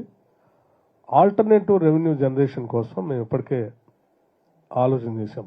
ప్రజల పైన అదనంగా పన్నులు వేయకుండా ఉన్నటువంటి వ్యవస్థలోనే వెల్ఫరేజెస్ లేకుండా ఆదాయాన్ని పెంచుకొని తద్వారా ఈ అప్పుల్ని తగ్గించుకుంటూ ఇండస్ట్రియల్ గ్రోత్తో పాటు ఇన్వెస్ట్మెంట్స్ కూడా పెంచుకుంటూ ముందు తీసుకొని పోవడం కోసం ప్రణాళిక తయారు చేసాం. అధికారులతో ఇప్పటికే ఒక సమావేశం, 2-3 సమావేశాలు ఏర్పాటు చేశాం. దానికి సంబంధించి కేబినెట్ సబ్ కమిటీని కూడా వేసాం. కాబట్టి ఈ లోపలనే ఎన్నికల కోడ్ రావటం, దాన్ని ముందుకు తీసుకుని బహిరంగంగా మేము చెప్పే కార్యక్రమం లేకుండా పోయింది. కానీ ఇంటర్నల్గా అధికార యంత్రాంగం పనిచేస్తూ ఉంది. దాని మీద డెఫినెట్గా will increase the revenue resources. Sir, hello sir. Sir, ఇక్కడ నేను అరుణ్ కుమార్ సార్, ఇక్కడ నుంచి సార్.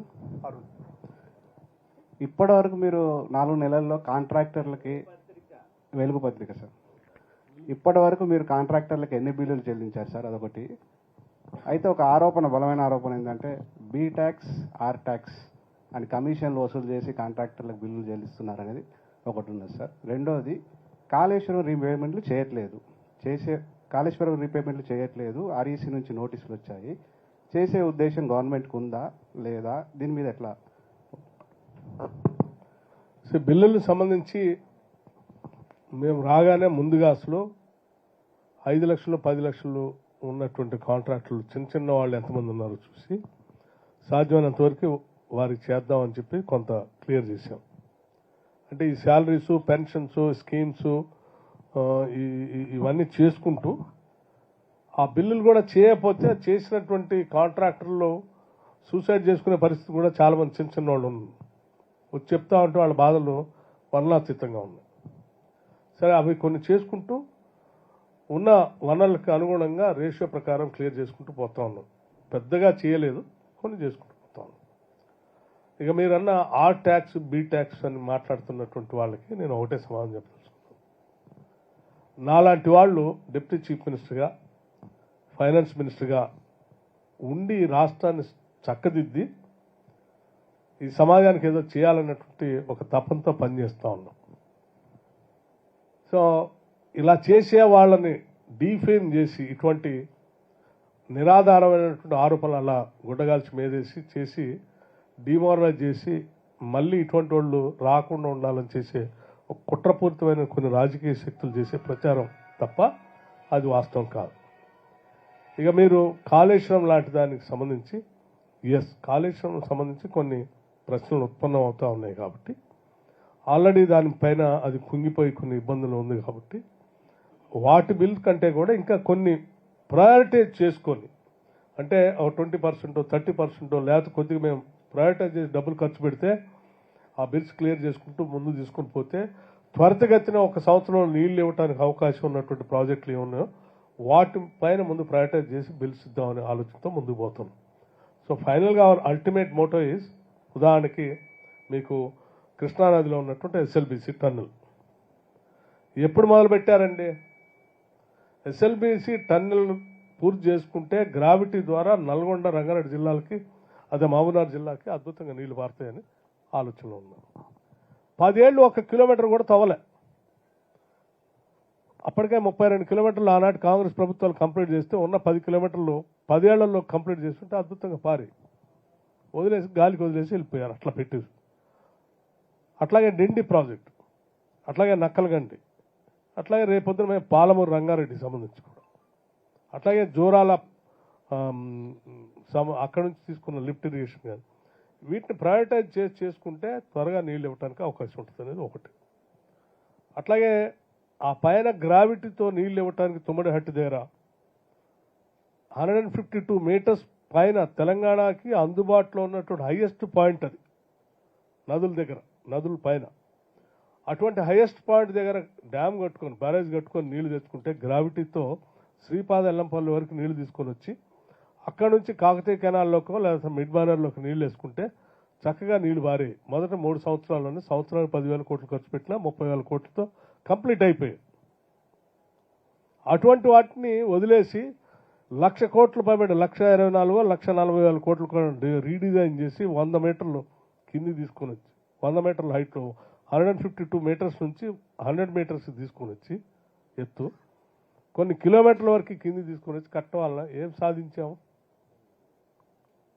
చివరికి నీళ్లు రాలే, డబ్బులు పోయింది. సో అందుకోసం మేము ప్రయారిటైజ్ చేస్తున్నాం. డెఫినెట్గా తుమ్మడిహట్టి దగ్గర బాబాసాహెబ్ అంబేద్కర్ ప్రాణహిత చేవేళ్ల ప్రాజెక్టుకి సంబంధించి ప్రయారిటైజ్ చేస్తున్నాం. మన ఒక ఆయన మాట్లాడాడు, మేము తెలంగాణ రాష్ట్రానికి అంటే 10 లక్షల కోట్లు ఇచ్చాము. ఎవరు మాట్లాడితే విన్నాను, నేను అక్కడ చదివాను, పేరు చెప్పను కానీ 10 లక్షల కోట్లు తెలంగాణ రాష్ట్రానికి ఇచ్చాము, చాలా ప్రయోజనాలు చేశామని ఏదో మాట్లాడుతూ ఉన్నారు. 10 లక్షల కోట్లు సరే, దేవుడు తర్వాత సంగతి, దాని లెక్క కూడా చెప్తాను నేను. నిజంగా మీకు తెలంగాణ రాష్ట్రం మీద ప్రేమ ఉంటే తెలంగాణ ప్రభుత్వం ఏర్పడిన తర్వాత కింద ఆంధ్రప్రదేశ్లో ప్రాజెక్టు కట్టుకోవడానికి తెలంగాణకు సంబంధించిన 2 లక్షల ఎకరాలు, ఖమ్మం జిల్లాలో ఉన్నటువంటి 2 లక్షల ఎకరాలు గిరిజన భూముల్ని ఆ ముంపుకు గురవుతున్నాయని ఆడిచ్చేశారు. ఇదే కేంద్ర ప్రభుత్వం, భారతీయ జనతా పార్టీకి సంబంధించిన ప్రభుత్వం, అది కూడా ఆర్డినెన్స్ ఇచ్చి ఇచ్చేశారు. మరి ఇదే భారతీయ జనతా పార్టీ కేంద్ర ప్రభుత్వం బాబాసాహెబ్ అంబేద్కర్ ప్రాణహిత చేవేళ్ల ప్రాజెక్టు కట్టుకుంటే కేవలం 3,000 ఎకరాల ముంపుకు గురైతే మహారాష్ట్రలో ఉన్నాయి. 2 లక్షల ఎకరాలు మాకు తీసి ఆంధ్రాకి ఇచ్చేశారు. ఒక 3,000 ఎకరాలు మహారాష్ట్రను ఒప్పించి ఇచ్చున్నట్టయితే 152 మీటర్ల ఎత్తులో ప్రాణహిత చేవేళ్ల ప్రాజెక్టు పూర్తయ్యేది. నిజంగా మీకు ప్రేమ ఉంటే అది చేయాల్సి ఉండే. కేవలం 3,000 ఎకర్స్ మాత్రమే, కేవలం 3,000 ఎకరాలు ఇవ్వలేక రాష్ట్రం మీద 1,44,000 భారం వేశారు, కోట్ల భారం.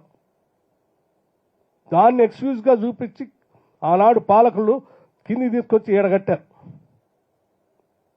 మీరు అప్పుడే చేసి ఉండాల్సిందే. నిజంగా మీకు ప్రేమ ఉంటే కాజీపేట కోచ్ ఫ్యాక్టరీ పెట్టేవాళ్ళు. నిజంగా తెలంగాణ మీద ప్రేమ ఉండుంటే బైఫర్కేషన్ యాక్ట్లో వచ్చిన హక్కుకి అనుగుణంగా బయారం స్టీల్ ఫ్యాక్టరీ పెట్టేవాళ్ళు, లేకపోతే ట్రైబల్ యూనివర్సిటీ పెట్టేవాళ్ళు, ఇంకా అనేకం హక్కుగా ఇచ్చినటువంటి వాటిని ఈ రాష్ట్రాలకు అందించేవాళ్ళు. అవి చేయకపోగా మేము 10 లక్షల కోట్లు ఇచ్చేవాళ్ళం. ఎక్కడండి మీరు 10 లక్షల కోట్లు ఇచ్చింది? నేను లెక్కలతో సహా ఈరోజు అవి కూడా చెప్పాలనే వచ్చాను. నేను రాష్ట్రానికి మొత్తం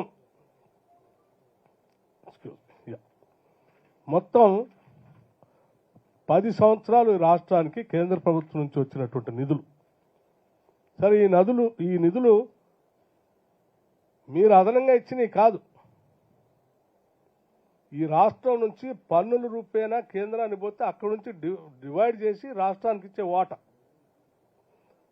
ఆ ఇచ్చే వాటాల్లో సరే అవి కాకుండా సరే మీరు చెప్పిన సెంట్రల్ స్పాన్సర్డ్ స్కీమ్స్ కానీ, లేకపోతే ఇంకా స్పెషల్ అసిస్టెన్స్ స్కీమ్స్ కానీ, లేకపోతే గ్రాంట్స్ ఇన్ ఎయిడ్ ఇచ్చినటువంటి కానీ, ఇవన్నీ లెక్కేస్తే కూడా ఈ వాటాగా వచ్చే అదనంగా వచ్చే కాదు. ఇక్కడ నుంచి పన్నులు వసూలు చేసి జీఎస్టీ ద్వారా కేంద్రాన్ని పోతే ఆ నుంచి డివైడ్ చేసి అన్ని రాష్ట్రాలు పంచినట్టే మన రాష్ట్రాన్ని కూడా పంచుతారు మన వాటాని. అవి కూడా ఎంత వచ్చినాయి? 3,70,235 కోట్లు మన వాటా ఇది. మరి ఈ వాటా కాకుండా అదనంగా వారు 10 లక్షల కోట్లు మరి తెలంగాణ రాష్ట్రానికి యాడ్ ఇచ్చారు. మరి నాకైతే లెక్కల్లో ఎక్కడ అకౌంట్లో రాలేదు. ఇది వాళ్ళు చెప్పేది. ఒకవేళ ఆయన 10 లక్షలు ఇచ్చిన అంటాడు, ఈయన 7 లక్షల కోట్లు అప్పు తెచ్చిన అంటాడు. 17 లక్షల కోట్లు ఇడిపోయినాయి. ఏం సాధించాము? సో దయచేసి ఈ వాస్తవాల్ని అర్థం చేసుకోవాల్సిందిగా మిత్రుడిని అరుణ్ గారిని కోరుతా ఉన్నాను. సార్, నా పేరు భూమేశ్వర్, ఆంధ్రప్రభ సార్.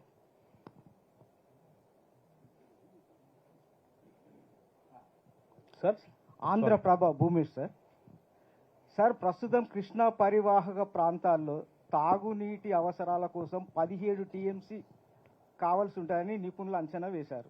ప్రస్తుతం మనకు నాగార్జున సాగర్ నుంచి 8.5 టీఎంసీ అందుబాటులో ఉంది. మిగతా బ్యాలెన్స్ ఎలా పూరిస్తారు? ఒకటి. రెండవది, మన కృష్ణా పరివాహక ప్రాంతం తెలంగాణకు 62% ఉంది, ఆంధ్రకు కేవలం 38% ఉంది. మనకు 298 టీఎంసీలు మాత్రమే మన హక్కు ఉంది. 512 టీఎంసీలు ఆంధ్రకు ఉంది. ఈ బ్యాలెన్స్ను మీరు ఎలా చేస్తారు? భవిష్యత్తులో నీటి కోసం ఎలాంటి ప్రణాళికలను సిద్ధం చేయబోతున్నారు? బోమయ్య గారు, very right question you ask me. I really appreciate. మన రాష్ట్రం తెచ్చుకుందే నీళ్ల వాటా కోసం. 10 ఏళ్ళు రాష్ట్రం ఏర్పడిన తర్వాత ఎవడైనా ముందు ఈ నదిలో నా వాటా ఏంటో తేల్చుందని అడుగుతారు. కృష్ణా నదిలో వాటాని అడిగారు అసలు? 10 years ఎందుకు మీరు వాటా గురించి తేల్చలేదు? పోయామని అడిగారంటే అది అడగలేదు. ఎప్పుడు పోయినా మీ సొంత ప్రయోజనాల కోసం కేంద్రం దగ్గర పోవటం, ఏదో బేరం మాట్లాడుకోవటం, అదే నా జోలికి నువ్వు రావద్దు, నీ జోలికి నేను రావద్దు, నన్ను వదిలేసేయని మాట్లాడుకోవటం కోసం తప్ప రాష్ట్రం కోసం రావాల్సిన నీటి వాటా గురించి వాళ్ళు పట్టించుకోలేదు. I do agree with you. Yes, మేము డెఫినెట్గా కృష్ణానదిలో ఉన్నటువంటి వాటాకు సంబంధించి సంపూర్ణంగా తెలంగాణ రాష్ట్రానికి రావాల్సినటువంటి విధంగా రేషియో ప్రకారం తీసుకొని వస్తాం. దానికోసం పూర్తిగా ఫైట్ చేయడానికి మా నీటిపారుదల శాఖ మంత్రులు ఉత్తమ్ కుమార్ రెడ్డి గారు సంపూర్ణంగా స్టడీ చేస్తూ ఉన్నారు. వారు టైం టు టైం లేఖలు రాస్తూ దానికోసం ఫైట్ చేయడానికి కూడా సిద్ధంగా ఉన్నారు. ఇక డ్రింకింగ్ వాటర్ సంబంధించి సాగర్లో కొంత, శ్రీశైలంలో కొంత. మనందరికీ తెలిసిందే, శ్రీశైలం నుంచి మనకి డ్రింకింగ్ వాటర్ హైదరాబాద్ నగరానికి కూడా వస్తాం, అట్లాగే రంగారెడ్డి జిల్లాకి. సో సాగర్లోది, శ్రీశైలంలో ఉన్నటువంటి వాటర్ సంబంధించి ఉన్న వనరుల్ని ప్రాపర్గా మేనేజ్ చేసుకుంటూ వాటర్ మేనేజ్మెంట్తో డ్రింకింగ్ వాటర్ ప్రాబ్లం రాకుండా ఋతుపవనాలు వచ్చేంతవరకు అందించడానికి ప్రాపర్గా ప్లాన్ చేసి ముందుకెళ్తా ఉన్నాం. సార్, నా పేరు మైనుద్దీన్, ఆంధ్రజ్యోతి రిపోర్టర్ సార్. యామోద్దీన్ భయ్. సార్, డిస్కంలు గత 10 ఏళ్ల కాలంలో 56,000 కోట్ల నష్టాల్లో ఉన్నాయి. ప్రతి సంవత్సరం 10,000 కోట్ల నష్టాలను డిస్కంలు భరిస్తున్నాయి. రానున్న కాలంలో మీరు కరెంట్ ఛార్జీలు పెంచే అవకాశం ఉందా డిస్కంలు ఆదుకోవడానికి, లేకుంటే ప్రభుత్వం ఏమైనా సహకారం అందిస్తుందా? ప్రభుత్వ పరంగా మేము సబ్సిడీలు ఇచ్చే దాంట్లో ఇచ్చే ఖర్చుని జమ చేయడానికి సిద్ధంగా ఉంది ప్రభుత్వం. గతంలో లాగా వదిలేయట్లేదు. ఎందుకంటే దాన్ని ఎన్రిచ్ చేయకపోతే భవిష్యత్తులో కూడా ఇబ్బంది ఉంటుందని. అట్లాగే సరే రేట్లు పెంచే అటువంటి అంశాన్ని సాధ్యమైనంత వరకు ప్రజలపైన పన్నులు వేయకుండా రేటు పెంచకుండా ముందుకు తీసుకొని పోవాలనేదే మా ముందున్నటువంటి ఆలోచన. మేము ఎటువంటి ఆలోచన చేయట్లేదు పెంచడానికి.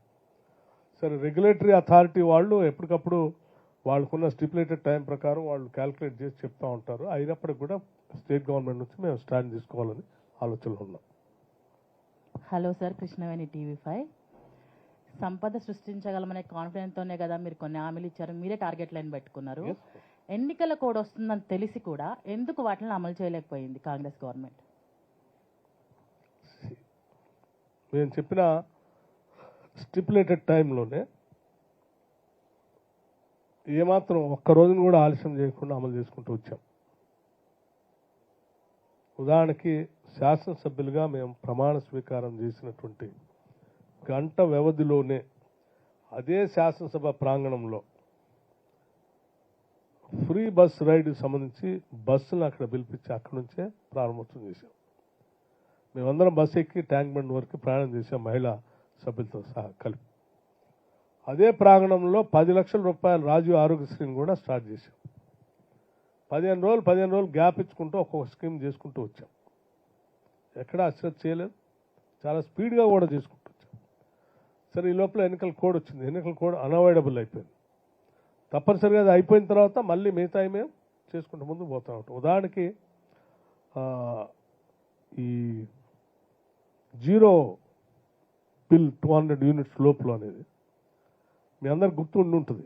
మేము చేవేళ్లలో లాంచ్ చేద్దామని అనుకున్నాం. దాన్ని డేట్ కూడా అనౌన్స్ చేసుకొని లాంచ్ చేయడానికి రెడీ చేసుకున్న సమయంలో ఒకరోజు ముందు సడన్గా అక్కడ ఎన్నికల కమిషన్ వాళ్ళు ఎమ్మెల్సీ అనౌన్స్ చేశారు, ఎన్నికలు కూడా వచ్చింది, మీరు చేయడానికి వీల్లేదంటే. అయినప్పటికీ కూడా ఆ జిల్లా ఒక్కటి వదిలేసి మొత్తం రాష్ట్రం అంతా చేద్దామని చెప్పి మేము వెన్యూ మార్చుకొని కూడా సెక్రటరియట్లో లాంచ్ చేశాం. ఒకవేళ మాకు చేయాలనేటువంటి ఆలోచన లేకపోతే దాన్ని ఎక్స్క్యూజ్గా తీసుకొని ఎన్నికలైన తర్వాత చేద్దామని అనుకునేవాళ్ళం. నో, అది ఇబ్బంది ఉన్నా కానీ ఆ జిల్లా వరకు వదిలేసి మొత్తం రాష్ట్రం అంతా చేద్దామని చెప్పి స్టార్ట్ చేసాం. మార్చిలో జీరో బిల్లు కూడా ఇచ్చేసాం. So we are committed. తప్పనిసరిగా ఆల్టర్నేటివ్ రెవెన్యూ రిసోర్స్ జనరేట్ చేస్తాం. ఇచ్చిన గ్యారంటీస్ కూడా ఇదే రాజకీయ అవసరాల కోసం ఇచ్చాయని నేను అనుకోవట్లేదు. మేమందరం నమ్మేది ఏంటంటే ప్రజలకి మనం సృష్టించిన సంపదను పంచితేనే తప్ప వాళ్ళు ఆర్థికంగా నిలబడి తద్వారా వాళ్ళు కూడా సంపద సృష్టించే కార్యక్రమంలో భాగస్వాములు కాలేరు. కాబట్టి రాష్ట్ర ఆర్థిక స్థితిగతులు జిఎస్డిపి పెరగాలంటే వాళ్ళను కూడా ఎన్రిచ్ చేయాలి మనం. సో అల్టిమేట్గా స్టేట్ విల్ గెట్ ఎన్రిచ్. ఏదో ఇండివిజువల్కి ఎవరికో దయాదాక్షిణాలతో చేస్తున్నాను మేము అనుకోవట్లేదు. So definitely we are committed to that, will do that. నా పేరు యూసుఫ్ బాబు, ప్రజాపౌరు దినపత్రిక. సార్, మీ జాతీయ అధినేత రాహుల్ గాంధీ గారు వరంగల్లో మొట్టమొదటి డిక్లరేషన్ సభ అనుకోండి, ఆ సభలో ఒక మాట చెప్పారు. ప్రస్తుతం ఉన్న పాలకులు తెలంగాణ రాష్ట్రాన్ని దోచుకున్నారు, ఆ డబ్బులన్నీ వెనక్కి తీసుకొచ్చి ప్రజల జేబుల్లోకి వచ్చేలాగా చేస్తానని చెప్పేసి ఒక వాగ్దానం చేశారు. ఒకటి. రెండవది, మీరు రాష్ట్ర వ్యాప్తంగా మీ ఆదిలాబాద్ నుంచి మీ మధుర నియోజకవర్గం పాదయాత్ర చేశారు, అనేక హామీలు ఇచ్చారు, అనేక సమస్యలు మీ దృష్టికి వచ్చినాయని చెప్పేసి మీరు గాంధీ భవన్లో సమావేశం పెట్టి చెప్పారు. వాటి మీద ఏమైనా దృష్టి సారించారా? యూసుఫ్ గారు, రాహుల్ గాంధీ గారి స్టేట్మెంట్ నాకు కూడా గుర్తుంది. వారి ఆలోచన మొత్తం కూడా ఏంటంటే ప్రజలకు చెందాల్సిన ధనాన్ని ప్రజలకు కాకుండా పాలకులు దోచుకోవటం అనేది కరెక్ట్ కాదు. ఈ రాష్ట్రం కోటి ఆశలతో తెచ్చుకున్నాము, తెచ్చుకున్న రాష్ట్ర ధనం అంతా కూడా ప్రజలకు చెందకుండా పాలకులు దోచుకుంటున్నారు. దాన్ని డెఫినెట్గా తీసి ప్రజలకు పంచుతాము. ఎస్, మేము దాన్ని ప్రగాఢంగా నమ్ముతున్నాం. డెఫినెట్గా ఆ ప్రక్రియలో భాగంగా అడుగులు ముందుకేస్తాం. ముందు ఇక పాదయాత్రకు సంబంధించి ఆదిలాబాద్ నుంచి ఖమ్మం వరకు నేను నా దృష్టికి వచ్చినటువంటి అనేక అంశాలు,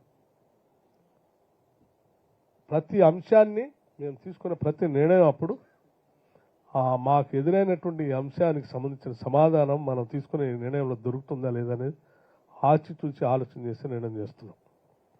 ఉదాహరణకి ఇల్లు లేనటువంటి పేదవాళ్ళకు సంబంధించి ఇల్లు కానీ, నిరుద్యోగ యువతీ యువకులు కలిసినటువంటి వాళ్ళ గురించి ఆలోచన చేసి మేము రాగానే ముందుగా ఇప్పటికే 30,000 మందికి నిరుద్యోగ యువతీ యువకులకు ఉద్యోగాలు ఇచ్చాం. పబ్లిక్ సర్వీస్ కమిషన్ని ప్రక్షాళన చేస్తామని చేశాం. క్యాలెండర్ అనౌన్స్ చేసి ఉద్యోగాలు ముందే అనౌన్స్ చేస్తామని చేశాం. భవిష్యత్తులో కూడా రాష్ట్రంలో ఖాళీగా ఉన్నటువంటి ఉద్యోగాలన్నీ కూడా లెక్కలేసి వాళ్ళకి చెప్తున్నాం, ఆ రిక్రూట్మెంట్ చేస్తాం. అట్లాగే రైతులకు సంబంధించినటువంటి కొన్ని లక్షల ఎకరాలు, దాదాపు 22 నుంచి 24 లక్షల ఎకరాల వరకు ఆనాటి ప్రభుత్వాలు ల్యాండ్ సీలింగ్ యాక్ట్ ద్వారా పేద ప్రజలకు పంచినటువంటి భూములకు సంబంధించిన అంశాలు కూడా నా దృష్టికి తీసుకొచ్చారు.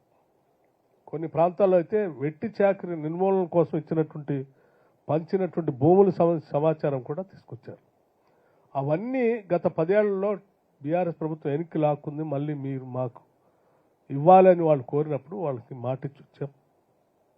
తప్పనిసరిగా ఇందిరమ్మ రాజ్యం వస్తుంది. వచ్చిన తర్వాత తిరిగి మేము వచ్చి మళ్ళీ మీ భూములన్నీ మీకు పంచుతాం, మీకు పట్టాలు ఇస్తామని కూడా చెప్పాం. ఇది సాక్షాత్తు రాహుల్ గాంధీ గారు కూడా దీన్ని అభినందించారు, చేయాలి కంపల్సరీ అని. మేము డెఫినెట్గా ఆనాడు పంచినటువంటి అసైన్ భూములన్నింటినీ కూడా తిరిగి సాధ్యమైనంత మేరకు వాళ్ళకి అప్పచెప్పే కార్యక్రమం చేస్తాం. ఇక అడవి ప్రాంతంలో ఉన్నటువంటి వాళ్ళు చాలామంది 170 యాక్ట్ అని చెప్పి నాన్ ట్రైబ్స్కి భూములపైన హక్కు లేకుండా చేసి బయటకు పంపిస్తున్నారని వాళ్ళు చెప్పారు. ఈ భూమిలో అడవికి సంబంధించింది ఫారెస్ట్ మీకు సంబంధం లేదని మా గిరిజనులు బయటికి పంపిస్తున్నారు, మమ్మల్ని కూడా కాపాడాలని వాళ్ళు కూడా చెప్పారు. ఆ అంశాలన్నీ గ్రామాల వారీగా రాసి పెట్టుకున్నాను. డెఫినెట్గా ఎన్నికల కోడ్ అయిన తర్వాత నేను పాదయాత్ర చేసినటువంటి ప్రతి ప్రాంతంలో ఎవరెవరైతే ఎక్కడెక్కడైతే హామీలు ఇచ్చి వచ్చామో మళ్ళీ ఆ ప్రాంతం అంతా తిరుగుతాం. ఆ సమస్యలన్నీ రాసుకున్నటువంటి వాటన్నిటిని కూడా అడ్రస్ చేసి పరిష్కారం చేసి వస్తాం. ఇది మా ప్రభుత్వంలో లోతుగా చర్చించుకున్నాం.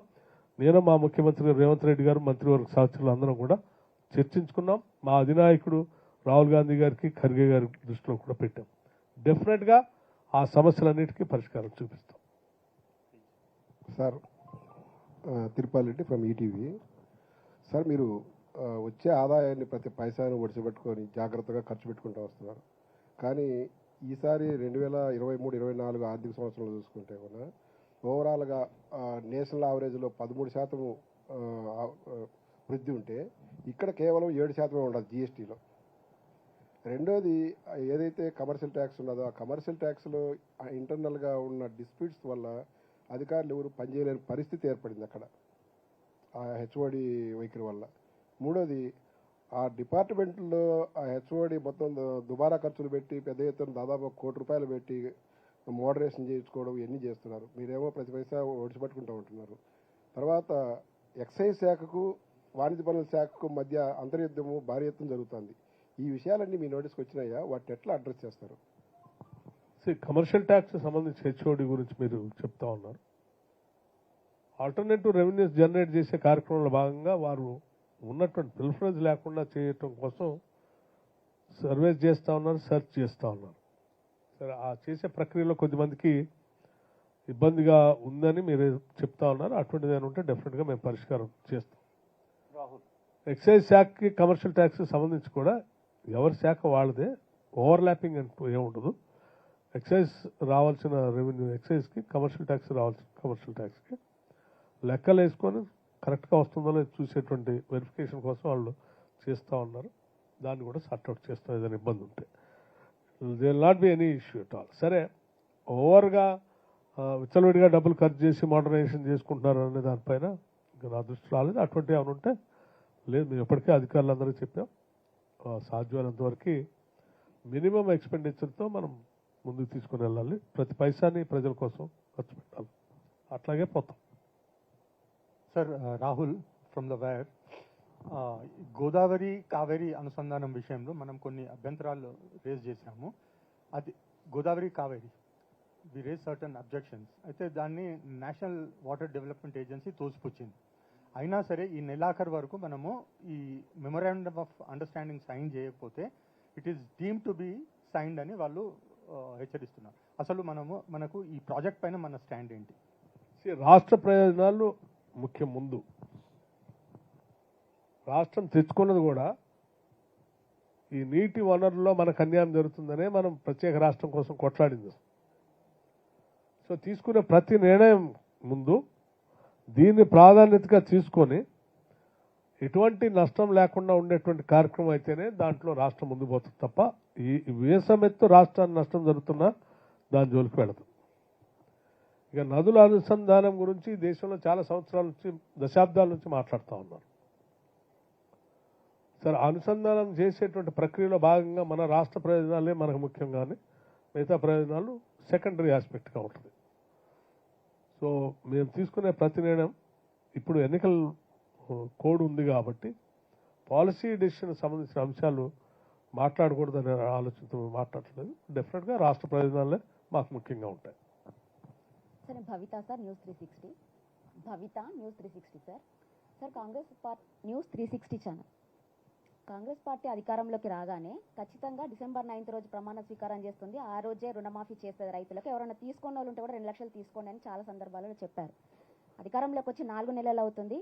ఇక్కడ సైడ్ బ్యాంక్ అధికారులు రైతుల దగ్గరికి వెళ్ళి మాకు ప్రభుత్వం నుంచి ఎలాంటి సమాచారం రాలేదు, మీరు ఖచ్చితంగా తీసుకున్నటువంటి అప్పు కట్టాలి అని చెప్పేసి రైతులను వేధిస్తుంటే, అటు ఆత్మహత్యలు చేసుకుంటే ప్రభుత్వం పట్టించుకోకుండా అధికారంలోకి వచ్చినటువంటి 4 నెలల నుంచి కూడా 4 అంశాలను తెరపైకి తీస్తూ పబ్బం గడుపుకుంటుంది అని చెప్పేసి కొంతమంది నాయకులు అంటున్నారు. మొదటి నెల శ్వేతపత్రంతో గడిపిర్రు, 2వ నెల గొర్రెల స్కామ్ అన్నారు, 3వ నెల మేడిగడ్డ అన్నారు, ఇప్పుడు ఫోన్ ట్యాపింగ్లో అంటున్నారు. రైతులపైన దృష్టి పెట్టకుండా, పాలన పైన దృష్టి పెట్టకుండా ఎందుకు అంటున్నారు అని. భవిత గారు, మీరు చెప్పిన అంటే పాలన పైన దృష్టి పెట్టకుండా ఫోన్ ట్యాపింగ్ గురించి, మేడిగడ్డ గురించి మాట్లాడుతున్నారు అన్నారు. సరే, మేము రుణమాఫీ గురించి డెఫినెట్గా మాకు క్లారిటీ ఉంది. 100% మేము రుణమాఫీ చేయబోతున్నాం. రుణమాఫీ అనేది మొదటి 100 రోజుల్లోనే చేస్తామని చెప్పలేదు. రుణమాఫీ చేస్తామని చెప్పాము, డెఫినెట్గా చేస్తాం. సరే, ఆర్థిక పరిస్థితులను వెసులుబాటు చేసుకొని దానికి ఆల్టర్నేటివ్ అరేంజ్మెంట్స్ చేస్తున్నాం. ఈ ఎన్నికలు కూడా అయిన తర్వాత దానికి సంబంధించి స్పష్టమైనటువంటి విధానపరమైన నిర్ణయం కూడా ప్రకటిస్తాం. ఇక మిగతా అంశాలు, మేడిగడ్డ గురించి మాట్లాడుతూ ఉన్నారు, శ్వేతపత్రం గురించి మాట్లాడుతూ ఉన్నారు, లేకపోతే ఫోన్ ట్యాపింగ్ గురించి మాట్లాడుతున్నారు. ఇది మాకు సంబంధించింది కాదు, మా ఒక్కళ్ళకి సంబంధించింది మాత్రమే కాదు, రాష్ట్రంలో ఉన్నటువంటి ప్రతి పౌరుడికి సంబంధించింది ఇది. మేడిగడ్డ కుంగిపోవటం అంటూ జరిగితే రాష్ట్రంలో ఉన్నటువంటి ప్రతి పౌరుడు పైసా కూడా అందులో ఉంది. చివరికి 100 రోజులు పనికి పోయి ఉల్లిగడ్డ, పప్పు, చింతపండు కొనుక్కొని ఇండైరెక్ట్ ట్యాక్స్ జిఎస్టీ ద్వారా వాడు కట్టిన పన్ను కూడా అందులో ఉంది. సో ఈ రాష్ట్ర ప్రజలకు సంబంధించిన ప్రతి పైసా అందులో ఉంది కాబట్టి డెఫినెట్గా ప్రజల సొమ్ము అది. రూపాయి 2 రూపాయలు కాదు, అది 1,00,000 కోట్ల దాకా ఉంది. దాంట్లో ప్రజలు తెలియాలి కదా. అది శ్వేతపత్రం అంటారు. శ్వేతపత్రం అనేది మరి రాష్ట్రం 10 ఏళ్ళు జరిగినటువంటి రాష్ట్రంలో ఉన్న ఆర్థిక పరిస్థితి, పవర్ పరిస్థితి, శ్వేతపత్రం ప్రజల స్టేక్ హోల్డర్స్ తెలియకుండా గుమ్మనంగా దాచి ఉంచవాలని ఎవరైనా అనుకుంటే అది డెమోక్రటిక్ స్పిరిట్ కాదు. అది ప్రజాస్వామ్య స్ఫూర్తి అంటే అది కూడా ఆర్టీఐ యాక్ట్ వచ్చిన తర్వాత మొత్తం ట్రాన్స్పరెంట్గా ప్రజలు తెలియజెప్పి ఉన్న వాస్తవం ఎట్లా ఉంది, దీని దగ్గర నుంచి మనం ఎట్లా నిర్మాణం చేసుకోవాలనేది ప్రజలు చెప్పాలి. ఇక ఫోన్ ట్యాపింగ్ అనేది అత్యంత ప్రమాదకరమైంది. తెలంగాణ సమాజం మిగతా సమాజం కంటే కూడా ఎక్కువగా భావస్వేచ్ఛ, స్వాతంత్రాన్ని కోరుకునేటువంటి సమాజం ఇది. స్వేచ్ఛగా వారి భావజాలాన్ని మాట్లాడుకునేటువంటి సమాజం ఇది. సెల్ఫ్ రెస్పెక్ట్తో బతకాలనే ప్రత్యేక రాష్ట్రం తెచ్చుకున్నాం మనం. దేశ భద్రత కోసం వాడేటువంటి చట్టాలని ఈ రాష్ట్రంలో రాష్ట్ర ప్రయోజనాల కోసం, నీ ఆర్థికపరమైన ప్రయోజనాల కోసం పౌరుల వ్యక్తిగతమైన జీవితాల్లో చొరబడి వాళ్ళని కంట్రోల్ చేసి నువ్వు బతకాలని ప్రయత్నం చేస్తే అది అత్యంత ప్రమాదకరం. ప్రతి పౌరుడికి సంబంధించిన అంశం. నీ వ్యక్తిగతమైనటువంటి జీవితంలోకి భారత రాజ్యాంగం కల్పించినటువంటి హక్కుల్లో కూడా నువ్వు చొరబడి వాళ్ళకి హక్కు లేకుండా చేసే ప్రమాదకరమైనటువంటి విధానాన్ని ఏ పాలకులు వాడినా అది దాని అందరూ ఖండించాల్సింది.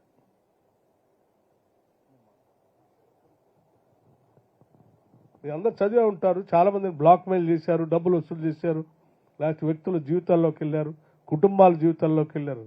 ఎక్కడ privacy? Where is the privacy? Hello sir, this is Sharath from Hans India and business. I'm a business reporter. మీకు తెలుసు, industry is the back bone of economy and major source of revenue for the government. So ఇవాళ industry రెండే విషయాలు అడుగుతుంది. ఒకటి quality power, ఇంకోటి subsidies, పర్టికులర్గా MSMEs. So అంటే మీరు అంటున్నారు 24 hours క్వాలిటీ పవర్ ఇస్తున్నారని, కానీ మేము ఇండస్ట్రియలిస్ట్తో మాట్లాడినప్పుడు మాకు తెలిసిన ఫీడ్బ్యాక్ ఏంటంటే 24 hours క్వాలిటీ పవర్ రావట్లేదు అని వాళ్ళ వాదన. వాళ్ళు ఇండస్ట్రీ బాడీస్కి, వాళ్ళ రిప్రజెంటేటివ్స్కి చెప్తే వాళ్ళు అంటే ఎలక్ట్రిసిటీ ఈ జెన్కోస్ బిల్ అడిగితే ట్రాన్స్కో వాళ్ళు చెప్పేది ఏంటంటే ఈ కొన్నాళ్ళు ఉంటుంది ఈ ప్రాబ్లము, ఎందుకంటే they are doing something, some repairs అనుకోండి, ఏదనుకోండి చేస్తున్నారు అని చెప్తున్నారు. కానీ ఆ రిపేర్స్ ఏం చేసినా కొన్నాళ్ళే ఉంటుంది కదా సార్, అది ఉంటుంది కదా. లేదు, అకార్డింగ్ టు ఇండస్ట్రియలిస్ట్ వాళ్ళు ఏమంటున్నారంటే మాకు రెగ్యులర్గా పవర్ ఇంటరప్ట్ అవుతుంది అని చెప్తున్నారు. సో దాని గురించి నేను చాలా స్పష్టంగా మరొకసారి చెప్తా ఉన్నాను శరత్ గారు, 100% మేము క్వాలిటీ పవర్ ఇస్తూ ఉన్నాం. ఎవరికైనా ఏ ప్రాంతంలోనైనా పారిశ్రామికవేత్తలు ఎవరికైనా ఇబ్బంది ఉంటే నేరుగా మా ఎస్పీడీసీఎల్ సీఎండీకి కానీ, అదే ఎన్పీడీసీఎల్ సీఎం కానీ, లేకపోతే నా ఆఫీసుకి కానీ మీరు సమాచారం పంపిస్తే ఇమ్మీడియట్గా దాన్ని రెక్టిఫై చేయడానికి మేము సిద్ధంగా ఉన్నాం. అసలు ఉండదని మేము చాలా స్పష్టంగా గట్టిగా చెప్తూ ఉన్నాం. మీకు ఏదైనా కారణాల చేత ఎక్కడైనా ఉత్పన్నం అయితే కూడా నేను చాలా చోట్ల నేను వచ్చిన దగ్గర నుంచి వెరిఫై చేయించాను. ఇట్లా మీలాంటి మిత్రులు చాలామంది చెప్తా ఉంటే, సోషల్ మీడియాలో వస్తూ ఉంటే కూడా ఇమ్మీడియట్గా నేను వెరిఫై చేస్తే అన్ని ఫేకే. చివరికి నేను నిన్న I was force to ask my CMD to file A case. మీరు ఫైల్ చేయండి, కేసు ఎఫ్ఐఆర్ చేయించండి, కంప్లైంట్ చేయండి. ఎందుకంటే ప్రజల జీవితాలతో ఆట ఆడుకోవటం ఇది. మీరు ప్యానిక్ సిచ్యువేషన్ క్రియేట్ చేసి వాళ్ళ ఇండస్ట్రియల్ ప్రొడక్షన్ లేకుండా చేసే ప్రమాదం జరిగితే రాష్ట్రానికి నష్టం. ఇది ఫేక్ న్యూస్ ఎందుకు స్ప్రెడ్ చేస్తున్నారు కావాలని? మీరు ఎఫ్ఐఆర్ చేయండి. సో మీకు కూడా నేను చెప్తా ఉన్నాను, 100% ఫేక్ న్యూస్ నమ్మబాకండి. సాధ్యమైనంత వరకు మేము 100% ఇస్తూ ఉన్నాము. ఎవరైనా ఉంటే మా దృష్టి తీసుకొస్తే కూడా రెక్టిఫై చేయడానికి సిద్ధంగా ఉన్నాం ఎక్కడైనా. Sir sir sir sir Hello. Sir, my name is Sayyid Ghaus Muhyiddin. I am from INE today, sir. Sir, लोगों का कहना है कि रेवंत रेड्डी के ऊपर पीएम मोदी साहब काफी मेहरबान हैं, तो ये कितना सही है सर? काफी मेहरबानी बोले तो I don't mind answering. My dear friend, see, ours is a federal country, and he is the prime minister and Revanth Reddy is the chief minister of a state which is a part of this country.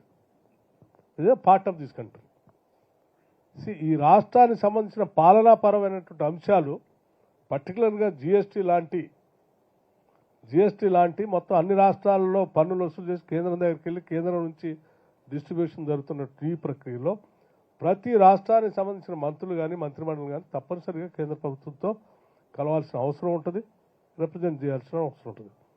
Represent చేసినంత మాత్రాన కావాలని రాజకీయ పూరితమైనటువంటి అభాండాలు వేస్తే ఉంటే అది there ఇమెచ్యూరిటీ అనుకోవచ్చు, లేకపోతే కొన్ని మోటోస్తో చేస్తున్నట్టుగా అనుకోవచ్చు. Revanth Reddy is the chief minister of the Congress party government, and he is doing his best to do the things for the state of Telangana. Sir, just before posing your question, I am again making a request to the fellow journalists that don't pose any politically loaded questions, because Deputy Chief Minister is ready to answer. Tomorrow media may report that he avoided certain questions, that reporting he don't want to. So that's why he will answer. But our sole purpose of disseminating good information into the public domain will be spoiled. That's why, please, my request, don't put any politically loaded question. Please, next question. Sir Prem sir HMTV నుంచి. గత ప్రభుత్వం చేసినటువంటి అప్పులెన్ని, మీరు కడుతున్న మిత్తీలు లేకపోతే కిస్తీలు ఎన్ని? రెండోది, ఇందాక ఫోన్ ట్యాపింగ్ మీద మీరు మాట్లాడిల్లు, ఇప్పుడున్న ప్రభుత్వం కూడా మీ ఫోను పొంగులేటి గారి ఫోన్ ఇద్దరి కూడా ట్యాప్ అవుతుందని కేటీఆర్ మాట్లాడి దీని మీద మీరు నేను అదే చెప్తా ఉన్నా, మనం చేసిన తప్పిదాలని, మన ఆలోచనల్ని మిగతా వాళ్ళు కూడా ఇలాగే ఉంటాయని అలా అనుకొని ఊహించుకొని మాట్లాడే వాళ్ళ గురించి నేను సమాధానం చెప్పలేను. మాకు ఫోన్ ట్యాపింగ్ చేయాల్సిన అవసరం కానీ కర్మ కానీ లేదు. సర్వస్వతంత్రంగా ఈ రాష్ట్రంలో ఉన్నటువంటి ప్రజలు స్వేచ్ఛగా బతకాలని కోరుకునేటువంటి వాళ్ళం మేము. మాకు ఎటువంటి ఇబ్బంది లేదు. నంబర్ 1. మీరు అప్పుల గురించి మాట్లాడారు. మేము శ్వేతపత్రంలోనే మెన్షన్ చేసే 7 లక్షల కోట్ల అప్పు ఉందని. ఆ అప్పుకు సంబంధించి ఆ 10 ఏళ్ళు వాళ్ళు మానిటోరియం పీరియడ్ తీసుకొని ఇప్పుడు కట్టే కార్యక్రమం మాకు చెప్పిపోయారు. ఆ పనిలో ఉన్నాం. సార్ సార్ సార్ సూర్య రిపోర్టర్ రాంబాబు సార్. ఇప్పుడు రాష్ట్ర ఆర్థికం గురించి చెప్తున్నారు కదా సార్, ప్రభుత్వంగా మీరు ప్రజల ఆర్థికం గురించి కూడా ఆలోచించాలి. ఇప్పుడు విద్యా వ్యవస్థ రాబోయే సీజన్ స్టార్ట్ అవుతుంది సార్, స్కూల్స్ ఖాళీ ఎండ్ అయ్యి. సో ఫీజులు అనేవి విపరీతంగా పెరిగిపోతున్నాయి. మొత్తం ప్రైవేటైజేషన్కి ఒత్తాసు పెరుగుతున్న ప్రభుత్వంగా గత ప్రభుత్వాలను చూసినాం. మీరు కూడా అదే దారిలో పోతారా? ప్రజల్ని ఏమన్నా స్కూల్ ఫీజులు కానీ కాలేజ్ ఫీజులు తగ్గించే ప్రయత్నం కూడా మీరు ఏమైనా చేస్తారా? ఇంకొకటి సార్, విద్యుత్తును పక్క రాష్ట్రాల నుంచి కొంటున్నాం. ఇప్పుడు కరువు ఇలాగే కొనసాగితే రాబోయే రోజుల్లో నీటిని కూడా కొనాల్సినటువంటి రోజులు వస్తాయా? ఈ రెండింటికి మీ అభిప్రాయం ప్రభుత్వం తరఫున? మిత్రమా, ముందుగా ఎడ్యుకేషన్ సంబంధించి నేను చాలా స్పష్టత ఇవ్వదలుచుకున్నాను. మా ప్రభుత్వానికి అత్యంత ప్రాధాన్యత రంగంగా విద్య, వైద్యం. మేము రాగానే ముందుగా వీటి మీద రివ్యూ చేసుకోవడం కూడా జరిగింది. అందుకే ఇంటిగ్రేటెడ్ రెసిడెన్షియల్ స్కూల్స్ స్టార్ట్ చేయాలనేది మేము తీసుకున్న డెసిషన్. గతంలో ఎప్పుడు పక్కా బిల్డింగ్స్ కోసం డబ్బులు కేటాయించి పెట్టలేదు. ఈ సంవత్సరమే 4,000 కోట్ల రూపాయలు ఓన్లీ పక్కా బిల్డింగ్ స్కూల్స్ కోసం కట్టడం కోసం డిజైన్ చేసి పెట్టాం. ఇంకా అవసరమైతే కూడా వెచ్చించడానికి సిద్ధంగా ఉన్నాం. ఇంటిగ్రేటెడ్ స్కూల్స్, తర్వాత తెలంగాణ పబ్లిక్ స్కూల్స్ కూడా పెట్టాలని కూడా మేము డిసైడ్ చేసుకున్నాం. విద్యను వ్యాపారంగా మార్చకూడదనేది కూడా చాలా స్పష్టంగా ఉన్నాం. హైదరాబాద్ నగరం కానీ జంట నగరాల్లో విపరీతంగా పెంచుతున్నటువంటి ఫీజుల పైన కూడా దృష్టి సారించాలనే ఆలోచనలో ఉన్నాం. రైట్ టు ఎడ్యుకేషన్ యాక్ట్ని సంపూర్ణంగా ఈ రాష్ట్రంలో అమలు చేయాలనే ఆలోచనలో కూడా ఉన్నాం. గత 10 ఏళ్ళు దాన్ని అమలు చేపిస్తాం. ఫీజుల నియంత్రణకు సంబంధించి కూడా మేము అధికారులకు చాలా స్పష్టంగా ఇప్పటికే ఒక సందేశం ఇచ్చాం. వారికి మొత్తం స్టడీ చేయండి, ఫీజుల నియంత్రణ జరగాల్సిందే. అఫోర్డబుల్ ఎడ్యుకేషన్ లేకపోతే పేద మధ్యతరగతి కుటుంబాలకు చాలా ఇబ్బంది అవుతుంది.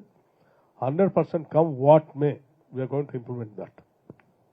సార్ ఇక నీటికి సంబంధించి, నీటి కొరత అనేది కేవలం తెలంగాణకు సంబంధించినటువంటి డ్రౌట్ కాదు, దేశవ్యాప్తంగా ఉన్నటువంటి సమస్య. పక్క రాష్ట్రం అయినా అదే సమస్య, ఇంకో రాష్ట్రం అయినా తెలుసు.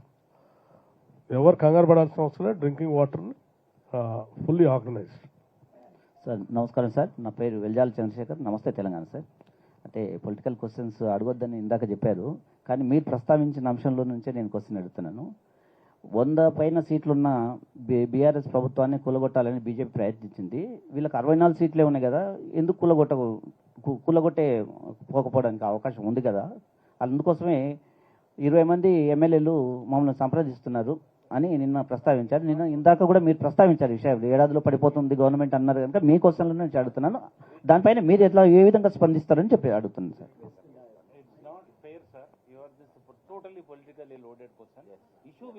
ప్రస్తావించారు, ఏడాదిలో పడిపోతుందని ప్రస్తావించారు. దాని మీద ఇందాకనే మీరు మొదట్లోనే ఆ విషయం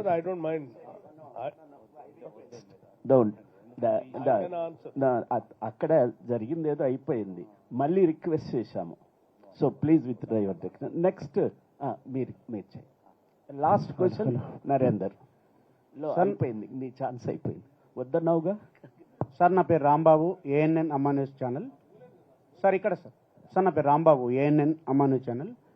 సార్ ఇది ఐఎండి లెక్కల ప్రకారం కూడా 2023-24 సంవత్సరానికి సాధారణం కంటే 14% వర్షపాతం ఎక్కువ నమోదైంది. ఇప్పుడు ఉన్నటువంటి కాంగ్రెస్ ప్రభుత్వం నీటి సమస్యను పరిష్కరించకుండా లోటు వర్షాపాతం లేకపోతే కరువు అనేటువంటి సమస్యలు చెప్పి తప్పించుకున్నటువంటి ప్రయత్నం చేస్తూ ఉంది. ఈ నీటి సమస్యకును విద్యుత్కు కాంగ్రెసే కారణం అని చెప్పేసి, కాంగ్రెస్ ప్రభుత్వమే కారణం అని చెప్పేసి విపక్షాలు ఆరోపణ చేస్తున్నాయి. దీని మీద మీరు ఏ విధంగా అడ్రస్ చేస్తారు? మిత్రమా, చెరువుల్లో, రిజర్వాయర్స్లో